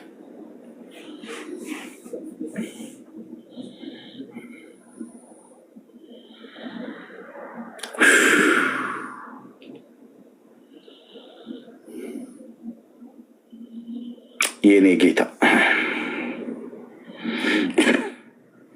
ክፉ ነገር ወደ አንተ አይቀርብም፣ መቅሰፍትም ወደ ቤትህ አይገባም። በመንገድህ ሁሉ ይጠብቁ ዘንድ መላእክቱን ስለ አንተ ታዛቸዋለህ አይደለም ብሎ የሚለው መላእክቱን አንተ ታዛቸዋለህ፣ መላእክቱን እሷ ታዝላቸዋለች። ምክንያቱም ማርያም መላእክትን አዛው ላከችው እኮ እየተባለ እኮ ትምህርት እኮ አለ፣ መጽሐፍት ሁሉ አለ። እመቤቴ መልአክን ትላክልህ ይላሉ። አትችልም። ምን አልሽኝ እህቴ? አትችልም። ችላም አታውቅም። መላእክት አዛዥ አላቸው። መላእክትን የሚያዘው ኢየሱስ ብቻ ነው። መረጃ አምጣ ኤርምያስ። ራእይ መጽሐፍ ምዕራፍ 1 ቁጥር 1 እግዚአብሔር ለኢየሱስ ክርስቶስ ኢየሱስ ክርስቶስም በመልአኩ ልኮ ለባሪያው ለዮሐንስ አመለከተ ይላል። መልአኩ ምን ብሎ ልኮ? ኢየሱስ መልአኩን ልኮ።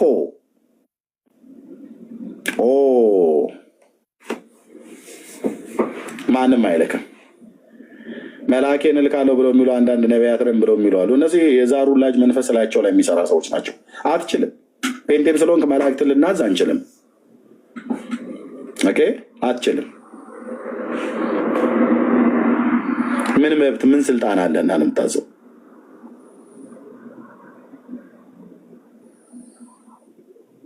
ሚካኤል መጥቶ እኔ እግዚአብሔር ልጅ ነኝ እኔ አዝሃለሁ ልካሃለሁ ብለህ ብትለው የእግዚአብሔር ልጅ እንደሆንክ አውቃለሁ፣ ግን አንተ እኔ ልታዘኝ ማነህ ብሎ ቢያወራህ ምን መልሳለህ? ማስልጣን ሰጠህና ነው?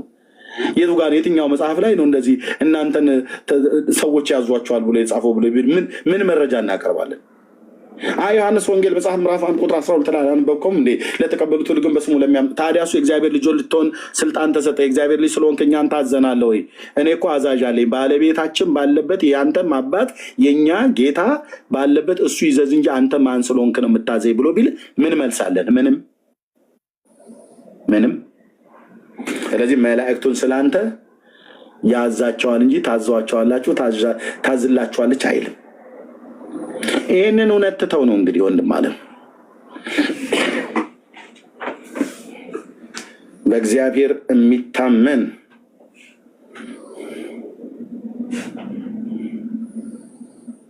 እንደማይታወክ ለዘላለም እንደሚኖር ተራሮች ናቸው። ተራሮች በኢየሩሳሌም ዙሪያ እንደሆኑ እግዚአብሔር ከዛሬ ጀምሮ ከህዝቡ ጋር ነው ይላል። እዛ እንኳን ኪዳን ላይ ማለት ነው። ጌታዬ ዛሬ አንተ ጩጩ አለኝ ውስጤ እንደዛ ነው የሚለኝ። ጌታዬ ስም ይባረክ። ተራሮች በኢየሩሳሌም ዙሪያ እንደሆኑ ከዛሬ ጀምሮ እግዚአብሔር በህዝቡ ዙሪያ ነው። እዛኛው ኪዳን ላይ ሆኖ እንዲህ ካለ በሚሻለው በአዲስ ኪዳን ውስጥማ እግዚአብሔር በኤርምያስ ውስጥ ነው። እግዚአብሔር በእህትየው በውቤ ውስጥ ነው፣ በዳንዬ ውስጥ ነው፣ በቤካ ውስጥ፣ በአንቺ በአንተ በእኔ ውስጥ ነው።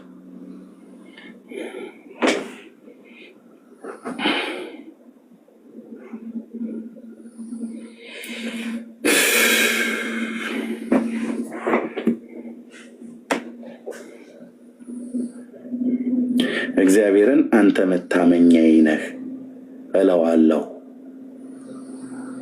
ለምን አብርሃምን ግን መታመኛ አትለውም? ዳዊት ይሄ እኮ ኑፋቄ የሆነ እኮ መዝሙር ነው የጻፍክልን ብለህ የምትለው ምኑ ነው ኑፋቄ ነው ብሎ የሚል ማለት ቀላል ነው። ምኑ ነው ኑፋቄ? እንዴት በእግዚአብሔር ብቻ እግዚአብሔርን ብቻ ታመነዋለህ ብለህ ትላለህ እንዴ? አዎ ታዲያ በማን ልመን ነው ብሎ የሚል እንትና በምትባለው ጻድቅ ሴት ስጋ ለባሹን ክንዱ የሚያደርግ የተረገመ ይሁን ብሎ ደግሞ ሌላኛው ነቢይ ኤርምያስ መጥቶ ደግሞ ያፋጥጠዋል። እዛ አስገብተው አጣብቂኝ ውስጥ ይከተዋል። ዳዊትና ኤርምያስ ማለት ነው። ግልጽ ነው። በቃ እነሱ የሉም፣ መጽሐፉ ግን አለ። በኤርምያስና በዳዊት መካከል እናደርግህና ለዳዊት ትመልሳለህ፣ ለኤርምያስ ትመልሳለህ። ስጋ ለባሽን መታመን ከየት ነው ያመጣኸው? በተለይ ኤርምያስና ዳዊት ተማምለው የዚህን ዘመን ትውልድ ጭፍጭፍ አድርገው ለመምታት የተዘጋጁ እስኪመስል ድረስ ነው። ስጋ ለባሹን ክንዱ የሚያደርግ የተረገመ ይሁን፣ በምድረ በዳ ያለ ቁጥቋጦ ይመስላል ነው ያለው ዳዊት። ማነው ኤርምያስ? መልካምን በመጣ ጊዜ አያይም ይላል። ለዚህ ነው ምንም ፍጡርን እያመለክ በፍጡር ተደግፈ በፍጡር ታምነህ መልካምን አታያትም መቼም ቢሆን። ወደ እመቤቴ ጸልዬ አልሰማች አትሰማህም። ነይ ነይ እምዬ ማርያም አልኳት። ስንት ዘመኔ 40 ዓመትህ እኮ አልፎ አንተ ወደ 60ኛው ኬክ ልኮርስ ደርሰሃል። 60 ዓመት ሙሉ ነይ ነይ ነይ በደመና አልካት። በደመናም አይደለም በጭስም አይደለም በምንም አይደለም በምንም መታም አታውቅም፣ ልትመጣም አትችልም። ተስፋ አትቆርጥም።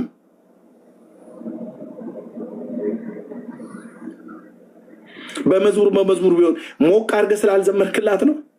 ነይ በደመና ርርተህሊና ብለህ አንድ ቀን መጥቼላችኋለሁ። ዛሬ ልጆቼ እስከ ዛሬ ድረስ የዘመራችሁት ይበቃል። ይኸው መጥቻለሁ። ምን ላድርግላችሁ ብላ አታውቅም። ለምን? ስለማትመጣ። በደመና ይመጣል የተባለው ልጇ እንጂ እሷ ትመጣለች አላለም። አይሰማም ወይ?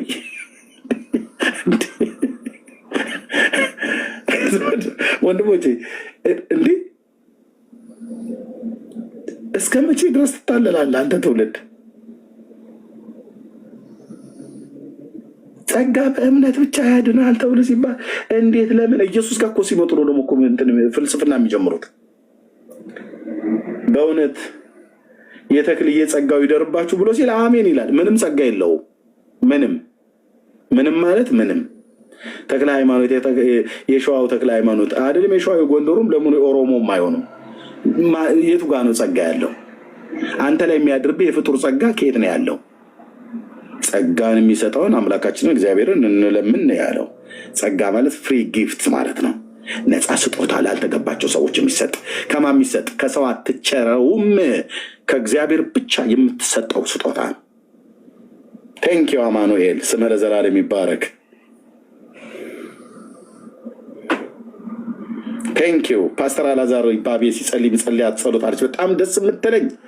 በአህጉራት ርቀት ላይ ጫማህን የምትዘረጋ በአንድ ቅጽበት ምድር ልትጎበኝበት ባለ ብቃት ያለህ የአባቶቻችን አምላክ ቅዱስ እግዚአብሔር ስምህ ይባረክ ይላል። እንዴት እንደምወደው! ምን በአህጉራት ርቀት ላይ ጫማህን የምትዘረጋ በአንድ ቅጽበት ምድር ልትጎበኝበት ባለ ብቃት ያለህ ማለት ነው። ወይ ይሄ ጌታ እኔ ውስጥ ነው፣ አንቺ ውስጥ ነው፣ አንተ ውስጥ ነው። እሱ ደከመኝ ዛልኩኝ ብሎ ባላለበት እኔ ሌላም ፍለጋ አልሄድም።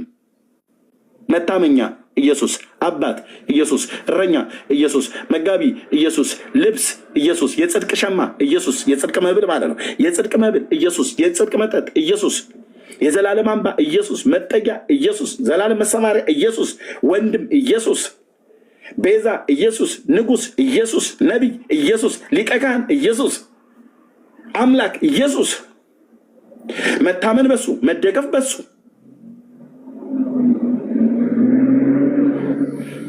ኦ ጌታዬ፣ ኦ ጌታዬ፣ ውስጤን እንደ ኤሌክትሪክ እኮ ነው የሚነዝረኝ። ኦ ጌታዬ፣ ኦ ጌታዬ ኢየሱስ ምን ያስፈልገኛል? እስኪ አስረዱኝ። ተሳስተንን ከሆነ ምን ያስፈልገናል? ማሲገባ ነው ክርስትና የሚጣፍጥልን? በኢየሱስ ላይ ማንን ስንጨምረው ነው እውነተኞች የምንሆነው? አንተ በጸጋ ላይ ምን ስንጨምር ነው እውነተኛ ትምህርት አስተማራችሁ ብላችሁ የምትሉን? ከእምነት ውጭ ምን ስናደርግ ነው እውነተኛ ክርስቲያኖች ናችሁ ብላችሁ የምትሉን?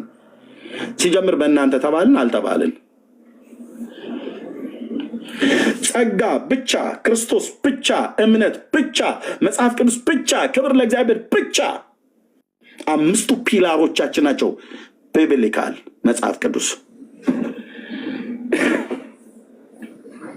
መጽሐፍ ቅዱስ ማለት ነው። የአምላክ ቃል እንደሚያስተምረን ምን ስንጨምርበት፣ የተክለ ሃይማኖት ተቅማ ስንጨምርበት፣ ፍርፋሪ ስንጨምርበት፣ ትውከት ስንጨምርበት፣ አለ ጥፍርና ፀጉር ስንጨምርበት፣ አንብበነዋል መጽሐፍን እስክትደነግጡ ግርማችሁ እስኪገፈፍ ድረስ አንብበኑ አስጥተንላችኋል አደባባይ ላይ። ጥፍር ስንጨምርበት ነው የኛ ክርስትና እውነተኛ የሚሆነው። በስድብ ትጥቃችን የሚፈታ መስሎ በጣም ተታላችኋል። ማን እንዳሰማራን አላወቃችሁም። ስንታይ ቁጫጮች እንመስላለን። ልጆች በእድሜም እንደዛ ነው። እኔ እንኳን 4 10 ዓመታቴን ጨርሼ ወደ 5ኛው 10 ዓመታት ልሄድ ነው። ክብር ለኢየሱስ ይሁን። ገና ጉልበታም ነኝ። የካሌብ አምላክ እድሜን ይጨምርልኛል።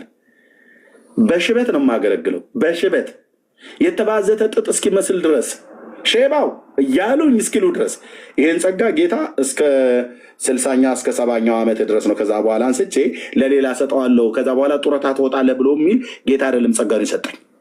ጸጋ ሲሰጥ እስከ ወዲያኛው ነው። በመጥራቱ አይጸጸትም። እድሜ ጨምሮልኝ ጥጥ የሆነ የተባዘተ ጥጥ እስኪመስል ድረስ ቆዳዬ ተሸብሽቦ ልጆቼ ምናምን ነገር ብዬ እስከ መናገር ድረስ ከቻልኩ ይህንን እውነት ነው የምነግር። ለዛም ትውልድ ይህንን እውነት ነው የምናገረው። በቃ የሆነ ወጥ የሆነ ጥሪ ማለት ነው። መታመን በእግዚአብሔር፣ መደገፍ በእግዚአብሔር፣ መመካት በእግዚአብሔር፣ መጠጋት በእግዚአብሔር ወደ እግዚአብሔር ማለት ነው። አምባ መጠለያ ጥላ ከለላ ማድረግ እግዚአብሔርን። ማን ነው እንደዚህ ያባለጋችሁ ብለህ ካልከን እነ ዳዊት ናቸው እንደዚህ ያስተማሩን። ብልግና ሳይሆን እነ ዳዊት ናቸው እንደዚህ አንተ ጠማማ ብለህ ብትለኝ እነ ዳዊት ናቸው እንደዚህ እንድጣመን ብለህ ካልከኝ በአንተው ንግግር እነሱ ናቸው እንደዚህ ያደረጉኝ። እነ ጳውሎስ ከእነሱ ራስ ላይ እንዳትወርዱ እነሱ ናቸው እንደዚህ ያበላሹት ጴንጤውን። እነ ጳውሎስ እነ ጴጥሮስ እነ ዮሐንስ በሙሉ ለምን እንዴት እነሱ ሲጽፉ በሙሉ መታመን በእግዚአብሔር፣ መደገፍ በእግዚአብሔር፣ መታመን በእግዚአብሔር አምባ ጥላ ከለላ አድርጋችሁ እሱን ያዙ ብለው ነው ያሉን። ሳነብ በአንዲትም ሴት ታመን ብሎ አይለኝም። ሳነብ ከኢየሱስ ውጭ በሌላ ወንድም ታመን ብሎ አይለኝም። ሳነብ በቅዱሳን መላእክት ታመን እነሱ የኃጢአትህን ይቅርታ ይሰጠዋል ብለው አላሉኝም። ለዚህ ነው ጴንጤው ብልሽት ያለው። እንደ አይን እኮ ጠፋችሁ ይሉናል። ይሄ መጥፋት ከሆነ ለምን አይጎለጎልም አልኩ ብራዘር።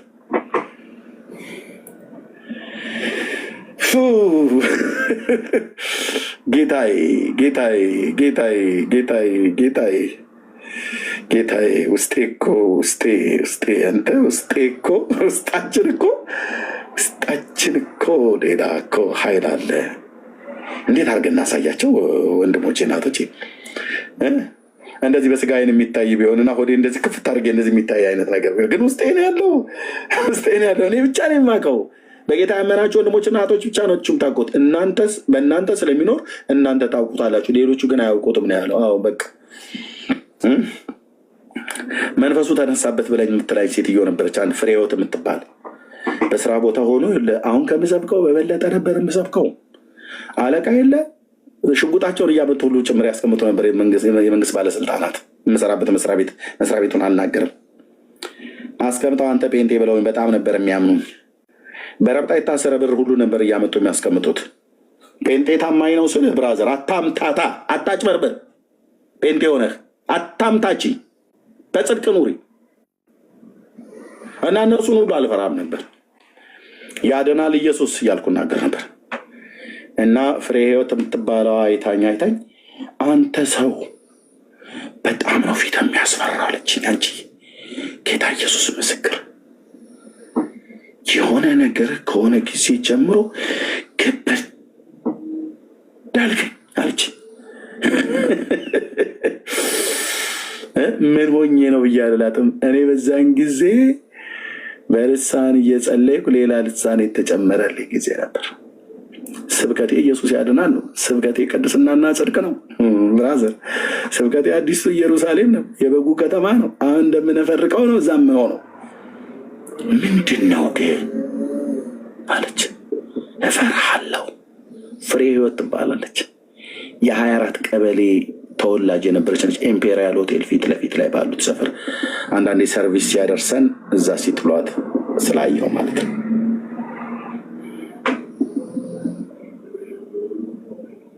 ኢየሱስ ለሀብታም ይሰበካል። ሽጉጡን ለሰጠኝ ሰውዬ ኢየሱስን ሰጥቼዋለሁ። ታማኝነትን ተጠቅመን ትሰብካለህ። ታዲያ የሚተኮስ ጥይት ከነ ጥይቱ ሰጥቶኝ ኢየሱስ እኮ ባይኖረኝ በሰጠኝ ሽጉጥ ግንባሩን ብየው ያንን ብር ይዤ ላፍ ብዬ እወጣለሁ። ጥይቱ እስኪያልቅ ድረስ ተኩሼ ጫካ ገባለሁ ሸፍቼ ማለት ነው። አየህ፣ ኢየሱስ እንዳለኝ ስላወቁ ነው ያመኑኝ እነዛ ሀብታሞች። ቴንኪው ጌታዬ። በእነሱ ፊት የተቀደደ ቻይና ጂንስ ለብሼ ግን ታማኝ ሆነን እንድንታይ ሞገስን ለእኔም ለእህቶቼም ለወንድሞቼም ስለሰጠህን ቴንኪው የኔ አባት። ይሰበካል ግን ለነሱ እሺ እያሉ ይሰሙኝ ነበር።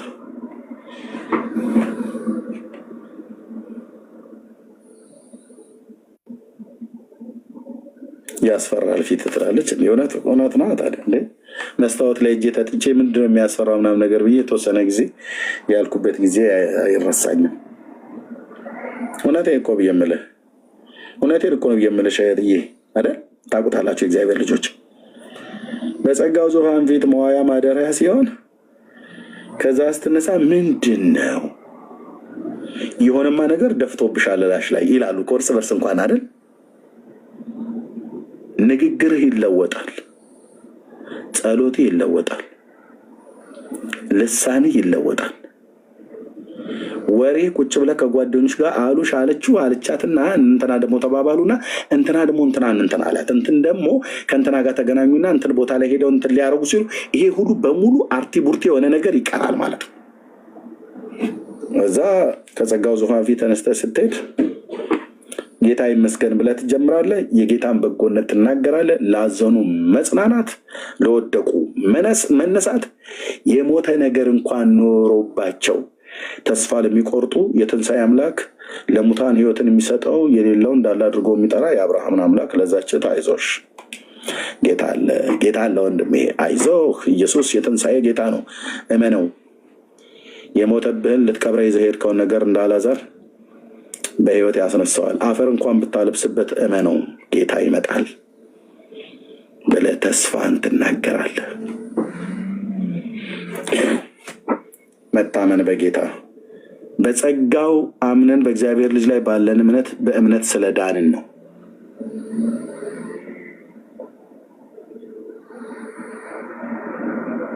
ጌታ ኢየሱስ ምስክር ከግል ድካማችንና ስንፍናችን ውጪ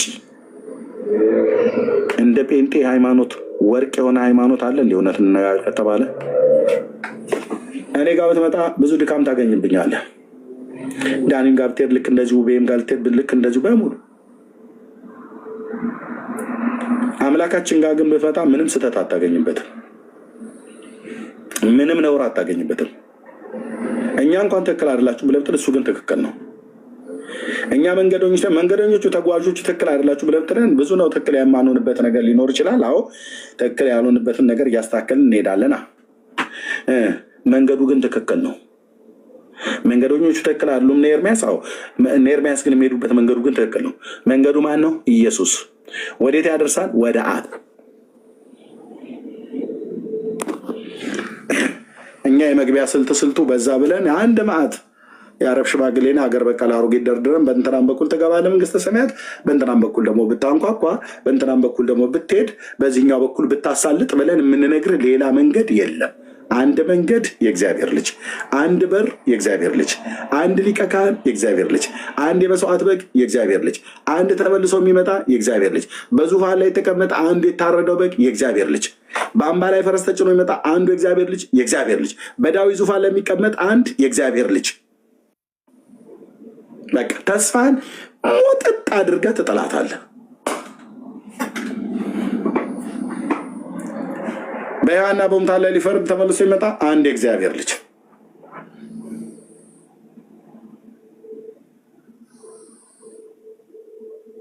ሌላስ ሁሉ ከእግሩ በታች ነው።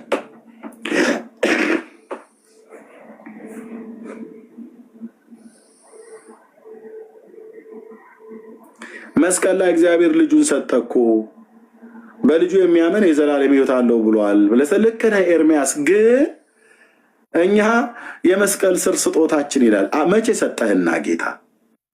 መስቀሉ ላይ አያዩ መስቀል ግርጌ መስቀል ግርጌ መስቀል ላይ የተሰቀለውን ጌታ ትቶ የመስቀል ስር ስጦታችን አልሰጠህም ለአንተ። እነሆ ልጅሽ እነሆ እናት ብሎ ያለው ለዮሐንስ ነው። አለቀ። እነሆ እናትህ ብሎ ያለው ለሱ እንጂ እነሆ እናታችሁ አላለም። ዛሬ በጣም ብዙ ሃይማኖተኛ ነው ማናደደው። ማናደድ ራሱ አንዱ የወንጌል የአገልግሎት ባህሪ ስለሆነ በወንጌል ነው ማናደድህ። እውነቱን ነግሬ ጥርሳቸውን እኮ ያንቀጫቀጩበት ወንጌል ስነግራቸው ነው። በስንፍና ከሆነ ይቅርታ ጠይቃለሁ። አዎ ከዚህ መናደድ በኋላ ጥሩ ጳውሎስ ወንጌልን እኮ በጽድቅ ሲናገር በመልእክት ያሳዘንኳችሁ አይደል አላቸው። አዎ እንግዲህ ይቅርታ አድርጉልኛ፣ ያው እንግዲህ ዝም ብዬ ርምጥምጥ ጥምልምል ስለሆንኩ አላለም። በመልእክት ያሳዘንኳችሁ እንኳን ቢሆን ይቅርታ አልጠይቃችሁም አላቸው ጳውሎስ። እንዴት አሳዝነ ይቅርታ ጠይቅም? ኖ አልጠይቅም፣ እንዲህ አይነቱ ሀዘን ወደ ንስሐ ያደርሳችኋል፣ ስለዚህም ደስ ብሎኛል አለ። በቃ እኔም እንዲህ ነው ብዬ የምልህ ኢየሱስን እንደዚያ ጉርቼ ነው የነገርኩ። ያንተን አርሴማ ከፍ ከፍ አላርኩልም፣ ማርያም ምናምን ብለህ ብትለ ምንም ከፍ ከፍ አላርኩልም አይደለ? አናደድኩ። ክብር ለመንፈስ ቅዱስ ይሆን። እንዲህ አይነቱ ማናደድ ወደ ንስሐ ያደርሳልና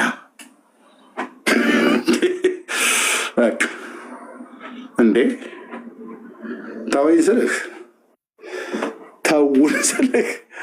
ተወኝ ስልህ ኢየሱስ ባለበት አንተ የማንንም ቋቋትያም አሮጊት ትሰብካለህ እንዴ? የማንንም ቋቋትያም ሽማግሌ ትሰብካለህ እንዴ? አምጥተህ ሰውየው አቡነ እንትና ይባላል። የት ነው ሀገራቸው ተብሎ ሲባል የመን እና ሰንዓ ከተማ ይኖሩ ነበር። እዛው ሄደው ይወዳደሯ። እኛ ላይ መጥተው ኢትዮጵያ ላይ አይፈንጩብን። እዛው ሰንዓ ሄዶ ይወዳደር፣ ከእስራኤል ጋር እዛው ይዋጋ።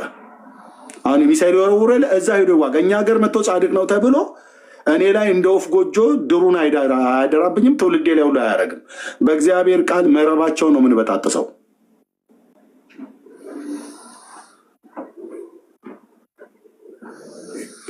አንዱ ከየመን መጣ ይላል፣ አንዱ ዘሀገረ ሶሪያ ይላል። እዛው በሽር አላሳድ ጋር ሄዶ ይወዳደር። ግማሾቹ አብዛኞቹ ሳነባቸው አቡነ እንትና የሚባሉት አብዛኞቹ ሳነባቸው አሁን ሰሞኑን ደግሞ እያነበብኩ ያለው አንድ ማጣሊያናዊ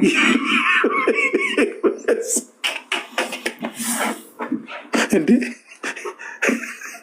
አንድ ማጣሊያናዊ እነ ደጃች በላይ ዘለቀ ባለሰው በላይ ዘለቀ አልኩኝ። በላይ ዘለቀ በዛ ሰዓት አልነበረም፣ ሰው በጃንሆይ ነው። እነ ባልቻ አባ ነፍሶና እነ ፊት አውራሪ ገበየሁ ጉርሙ ማነው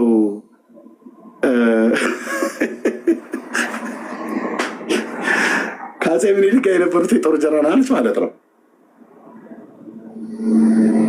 ገበየሁ ቢሞት ተተካ ባልቻ፣ መድፍ አገላባጭ ብቻ ለብቻ የተባለላቸው ማለት ነው።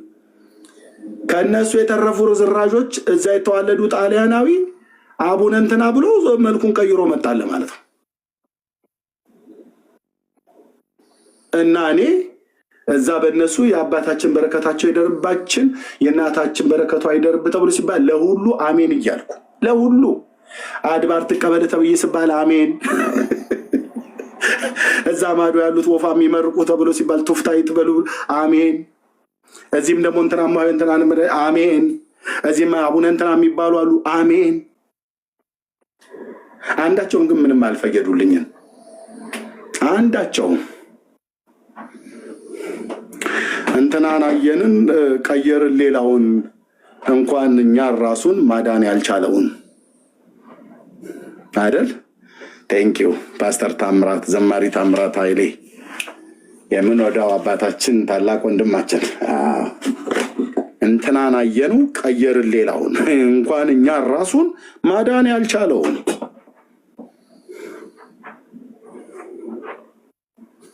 እና በሙሉ ሰሞኑን ከጣሊያን ጋር ተጠማምደናል ቤት ውስጥ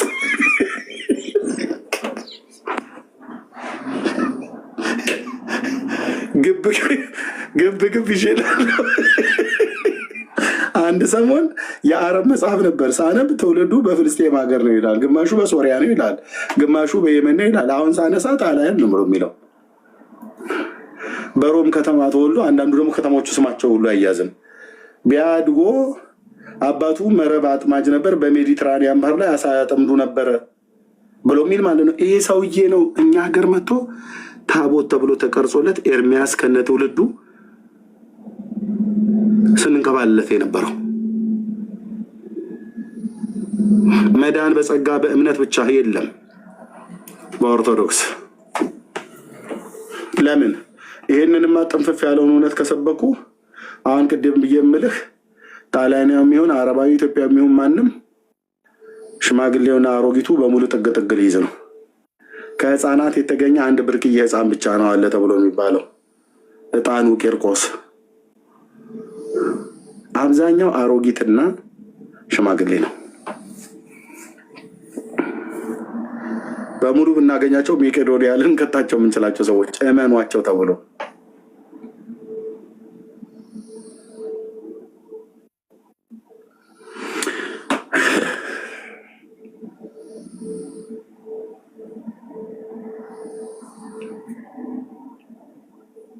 ወደ መጽሐፍ ቅዱስ ስትመጣ ጸጋው በእምነት አድኗችኋል፣ ይህም የእግዚአብሔር ስጦታ እንጂ ከእናንተ አይደለም፣ ማንም እንዳይመካ ከስራ አይደለም ይላል። ማንም እንዳይመካ ከስራ አይደለም ብቻ አይደለም፣ ማንም እንዳይመካ ከተክለ ሃይማኖት አይደለም፣ ማንም እንዳይመካ ከማርያምም አይደለም፣ ማንም እንዳይመካ ከአርሴማም አይደለም። የእግዚአብሔር ስጦታ ነው። መዳን የእግዚአብሔር ስጦታ ነው።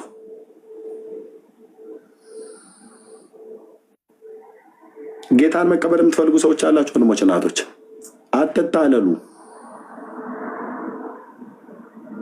ጌታን መቀበል የምትፈልጉ አላችሁ ወንድሞች፣ ህይወት ነው የምትፈልጉት።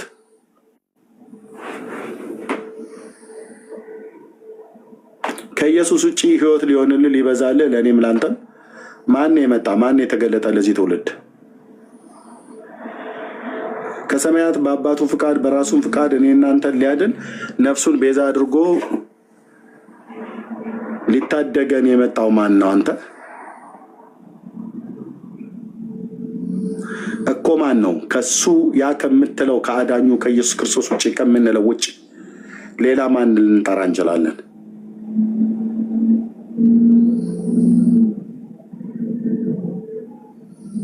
ኢየሱስ ጌታዬ ያድናል። ኢየሱስ ጌታችን ያድናል፣ ያድናል። በስሙ መኑና ከዘላለም ፍርድ ዳኑ፣ ከዘላለም ቁጣ ዳኑ። ጸጋ ማለት ፍሪ ጊፍት፣ ነፃ ስጦታ ማለት ነው። ከማን የተሰጠ? ከእግዚአብሔር የተሰጠ። ከማርያም አይደለም የተሰጠ፣ ከመላእክት አይደለም የተሰጠ። በምሕረቱ ባለጠጋ ከሆነው ከእግዚአብሔር ነው። ከወደደን ከትልቅ ፍቅሩ የተነሳ በክርስቶስ ኢየሱስ ሕይወትን ሰጠን ይላል።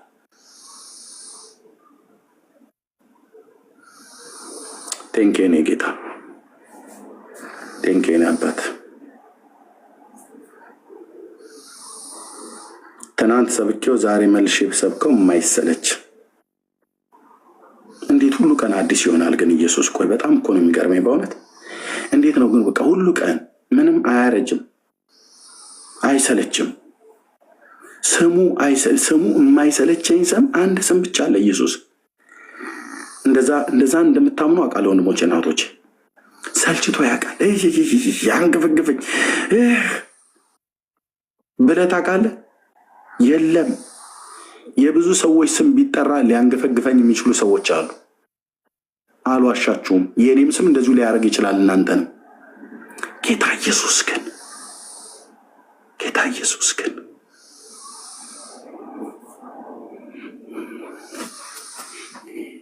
ቴንኪ ኔ ጌታ ቴንኪ። መንፈስ ቅዱስ ለዘላለም ስም ይባረክ። ቴንኪ ኔ አባት፣ ቴንኪ ኔ አባት። የማይሰለች ስም፣ የማይጠገብ ስም፣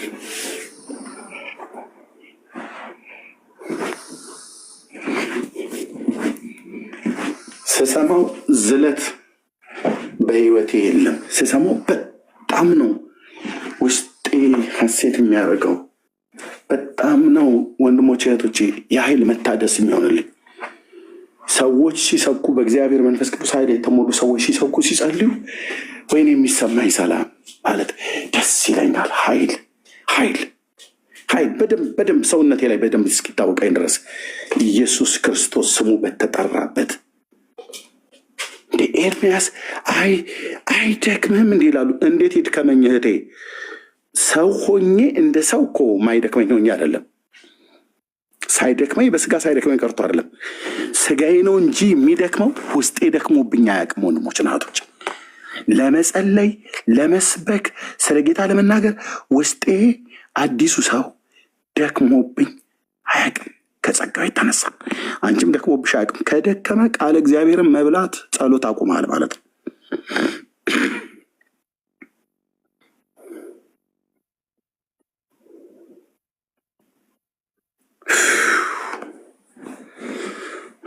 ቴንኪው የኔ አባት፣ ቴንኪው የኔ ጌታ።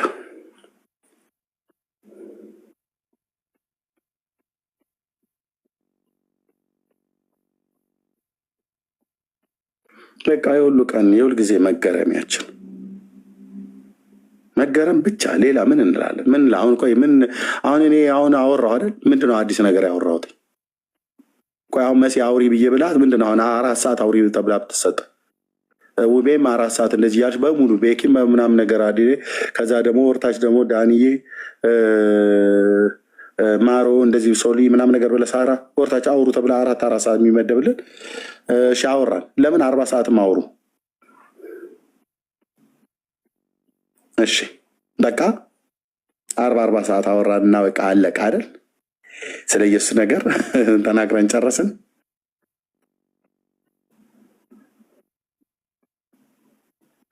እያወራሽ እኮ ራሱ አይሰለችሽም?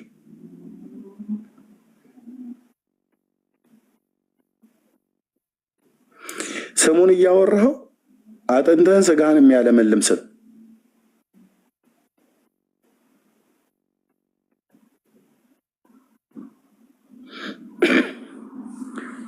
አሁን ከኢየሱስ ውጭ ሌላ በአካል የሚያውቁኝ እዚህ ማለት ነው። አሁን እዚህ መጥቼ እናንተ ጋር አወራሁ አይደል? ከኢየሱስ ውጭ ሌላ ነገር ሳወራ ብታይኝ ራሱ ፊቴ አመዳም ነው የሚመስለው። ራሴን አይቼው አውቃለሁ። አመዳም እኮ አልኩ። ምን ሆኜ ነው ዛሬ ከንፈሬ ሁሉ ድርቅርቅ ብሏል? 1 ጀሪካ ውሃ ጠጥቼ ማለት ነው። ከንፈሬ ሁሉ ድርቅርቅ ብሏል። ሳወራ የዋልኩት ነው ያደረቀኝ። ወሬ ማለት ወሬ ዝም ብሎ ያልሆነ ወሬ አርቲ ቡርቲ። ራሴን ታዝቤዋለሁ። ስለ ኢየሱስ ሳወራ ሚስቴ ያቀረበችውን ቡናና ውሃ ምሳ ሳልበላው ስንት ጊዜ ማማ ተጣልታኛለች። እንደ አንተ አትበላም እንዲህ ሳትበላ እንዴት ነው የምሰብከው? በኋላ የሆነ ብትታመም እንኳን ስጋ እኮ መብል እኮ ለሰውነት ያስፈልጋል ብሏል፣ ጌታም ተናግሯል። እና ፊትን ማነው ልብን በወይን ሰው ደስ ያሰኛል፣ መብል ደግሞ ሰውን ያጠነክራል ብሏል ዳዊት። ዘይትም ፊትን ያበራል ብሏል። ለምን ደሞ አትበላ? ለምንድነው እንደዚህ ደርቆ የሚቀረው? አንድ አፍታ አትበላም እንዴ? የሚስቴ ሁል ጊዜ ጭቅጭቅ ነው። እኔ ደግሞ ፊት ለፊቴ በፔርሙዝ የተቀመጠ ሻይና ቡና ዞር ብላ የተቀዳልኝን ውሃ እንኳን አልጠጣውም።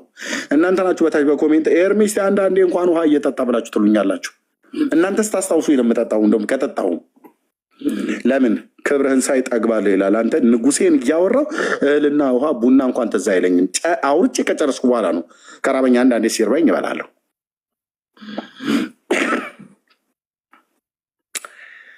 ስሙ የእግዚአብሔር ልጅ ስላልቀመሳችሁ ነው። በዓለም ያላችሁ ኦርቶዶክሳውያን እዚህ ያላችሁ ብዙዎች እየመጣችሁ የምትሰሙ ቤተሰቦቻችሁ ሁሉ እየደወሉ በውስጥ የሚነግሩኝ አንዳንዶች አላችሁ። እስከ መቼ ግን እህትዬ እናቴ እስከ መቼ ጌታ ይለምኖት? በልጆት በኩል በምራቶት በኩል በአማቶት በኩል ተነገሮት፣ በጎረቤት በእህት በወንድም በአብሮ አደግ ቲክታክ ላይ ፌስቡክ ላይ በለቅሶ ቤት በሀዘን ቤት ያው በለቅሶ ቤት በደስታ ቤት ሰርግ ቤት እማዬ ጌታ ይሻሎታል ባኮት ጌታን ይቀበሉና ይሞቱ ተነገሮት። እንዴት እርሶ ወዴት እንደሚሄዱ ሳያውቁ እኔ እናቴ በገባችበት እዛ መጨረሻ ይሁን ብለው ይላሉ። እናቶት እኮ የገባችው ኢየሱስ ከሌላት ሲኦል ነው። ይኸው እማዬ ምስክር ነዎት። እዚህ ያሉ እናት የእውነት ነው የምነግሮት። እናቶት ይሄን ጌታ ሳያምኑ አይደል የሞቱት? ሲኦል ናቸው። እርሶ ለመግባት ፈለጉ እናቶት ያሉት ጋር እናቶት ያሉችበት ቦታ ነው መሄድ የፈለጉት። እንግዲያው እርሶም ኢየሱስ ስለሌሎት መጨረሻዎት ገሃነመ እሳት እንዳይሆን፣ ስለዚህ እናቴ በሄደችበት እዛ መጨረሻ ይሁን እያላችሁ እንዳፋር ግመል ተያይዛችሁ ፍጻሜያችሁ እንዳታበላሹ። ኢየሱስ ይወደዎታል።